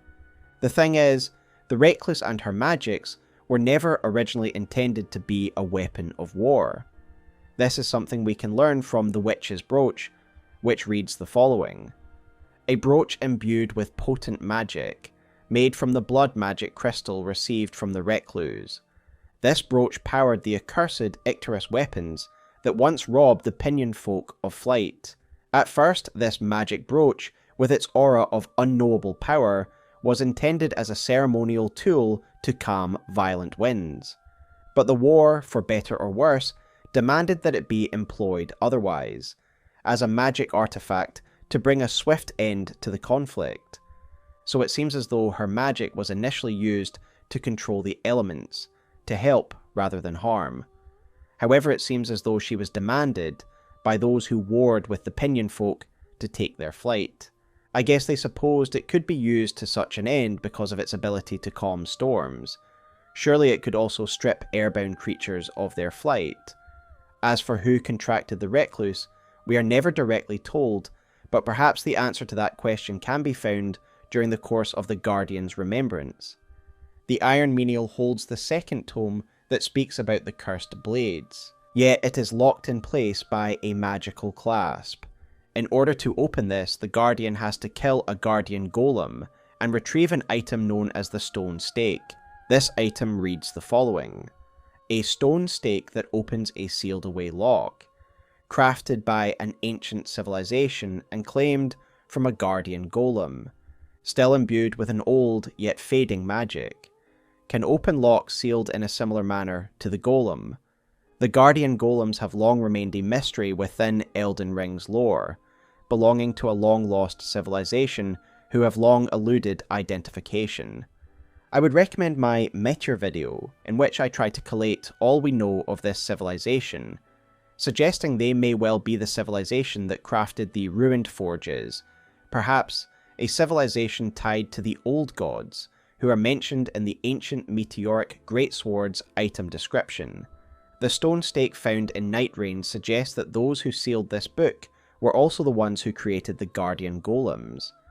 So my conclusion is that the ancient Pinion folk warred against the civilization who first created the Guardian Golems. This certainly paints a dynamic image, one of flying knights, clashing with these stone titans. And so I believe it was this ancient civilization who contracted the Recluse to take down the Pinion folk, using her magic to harm people instead of its original purpose. Perhaps this was the start of the Recluse's dark path, and prior to this she only used her powers for peaceful ends. However, following the role she played in destroying an entire people, perhaps this was then when she started to research the darker arts, and eventually create the Gnawing Infant. The second tome tells the Guardian that there was a singular magic user responsible for his people's fate, but not her identity nor further detail on what form the magic actually took. However, the Guardian does eventually get a further lead on the third tome, thanks to a visiting merchant who comes to the Roundtable Hold. This merchant sells the Guardian a cursed necklace. Whether this is on purpose or whether he is ignorant is largely irrelevant. The Guardian acts in accordance with his creed and immediately snuffs out this danger to his new flock. The 7th chapter of his journal reads the following: after taking care of the merchant, the Guardian heard a voice coming from behind. "I suppose thou wert protecting thy flock," said the Recluse. "Indeed, mistress, I consider our fellows of the Round Table to be as you say." In response, the Recluse nodded her head, unspeaking for a moment. Then, "I know the laws of thy people. Thou wilt not suffer those who endanger the flock to remain." There was within the merchant's ledger a clue pertaining to the cursed blades. He asked the Iron Menial to help investigate. Again, a fair amount of information here. The Guardian, while an honourable warrior, is demanded by his people's laws to immediately snuff out any threat without mercy and without any trial. The Recluse comments on this, saying she already knows the laws of his people. This is a hint that the Recluse is familiar with his kind, despite their destruction long ago, because she was there. Secondly, it is clear she is afraid of what will happen when he discovers the truth, that she knows he will be required by his laws to kill her, especially given the gravity of her crimes. The Guardian finds a ledger among the belongings of the merchant he has killed that says he sold the tome to the demon, clearly Libra, and so the Guardian manages to retrieve this tome, either by purchasing it from the demon merchant or claiming it off him in battle. The third tome reads the following: annals detailing the histories of certain cursed weapons speak of a conflict far to the west. An account mentions one such accursed weapon called a Nightfarers. The blades shared an identical engraving, a symbol of the sorcery of a distant land, a script put down in blood. This is the final clue for the Guardian. He recognises this type of blood magic, for he has been taught about it by his mentor, the Recluse. Before he can make his final judgment on the Recluse, the Revenant interferes an event we see described on chapter 9 of his journal. She owes the Recluse a debt, for no doubt helping her work through her past as we discussed earlier. Indeed, the Guardian even notes she looks more doll than human, meaning that by this time she has completed her remembrance and has her more doll-like appearance. She directs him towards a book that talks about the Recluse, and it says a lot of interesting things. It reads the following: a passage on the ritual usage of the Ictaris that reads, imbued with the magic of a long-lived witch, once used to quell the storm and save lives, but repurposed as a vicious weapon, now used to pluck feathers from the sky and take lives. Firstly, it notes that she is long-lived, and this should be apparent by now. If she was there during this ancient conflict, at a time when the ancient and long-lost Golem civilization was still around, yes, she must be a long-lived being. As I mentioned in my Heolstor video, there is a suggestion that the Recluse and her people could be linked to the snowy crone who taught Ranni. We know Ranni's doll form is based upon this crone, and with that in mind, it isn't hard to see the similarities between her outfit and that of the Recluse's. Both are also described as coming from the deep woods, and both seem knowledgeable of the occult. So Recluse's people survived long enough to produce this offshoot character, who would interact with Ranni in the more modern era. Secondly, I feel the Revenant's reason for doing this is to remind him that the Recluse didn't start out as a monster. Her magics were once used for good, and that there is more to her than a one-dimensional villain. Her acts since arriving at the Roundtable Hold speak volumes about her character, that she can be kind, caring, and mentoring, and so when the Guardian finally confronts her, all of this nuance is in his head. Whether you choose to forgive her or not, the Guardian will never harm the Recluse, and I personally believe that he would forgive her. He understands that the Recluse is more than what she once was, and even if he did kill her, this would not bring his old flock back. All that would serve to do is weaken his new flock. The Recluse is a core and leading member of the Nightfarers, and the only one who would celebrate her death is the Knight. And so the Guardian accepts what happens, accepts that his failure wasn't all his fault, and he dons his Knight's helm, accepting his new role as the defender of this new flock. Had he not come to this resolution, had he been lost in the past, then he too could have fallen to the Knight's influence.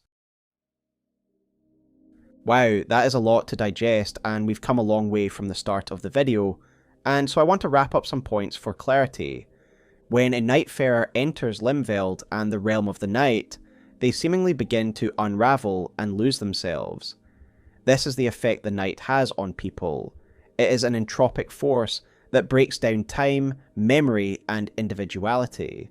Thus their timelines are all out of linear order, and to regain themselves they need to go through a journey of personal discovery to reaffirm who they are and why they are there in the first place. Once they have reached that state of conviction, they can fight without worry of corruption. However, in alternate worlds, they have failed to do so and have fallen to the influence of the Night.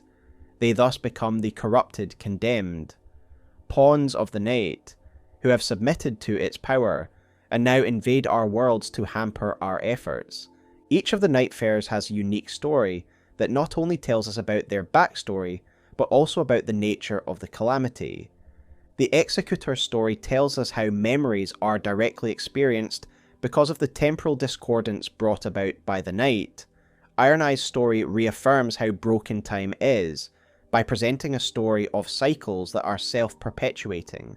And Revenant's story not only shows us how the Night is affecting ordinary people, but how its corruption works in real time, to break down the Nightfarers. There is also a lot of lore revealed regarding the lands between, its history, the geography of the greater world, and lots of other amazing details that I would like to eventually go into in greater detail. In short, these remembrances are some of the greatest pieces of storytelling that we have ever seen, and I hope that FromSoftware applies some of these methods of direct storytelling in future games. But that's my take on the Formless Master and the Nightfarers of Nightreign. Did you enjoy my take? Was there anything you believe I missed or something you disagree with? As always, I would love to hear your thoughts in the comments below. Writing this script was quite an undertaking, as you can no doubt tell by its sheer length, and it made me realise I have way more to say about Nightreign's lore than I thought I did. So I'm happy to announce that there will be more Nightreign lore content to come, and I hope to see you there. Until next time folks, I hope you have a wonderful evening, and I will see you in Limveld.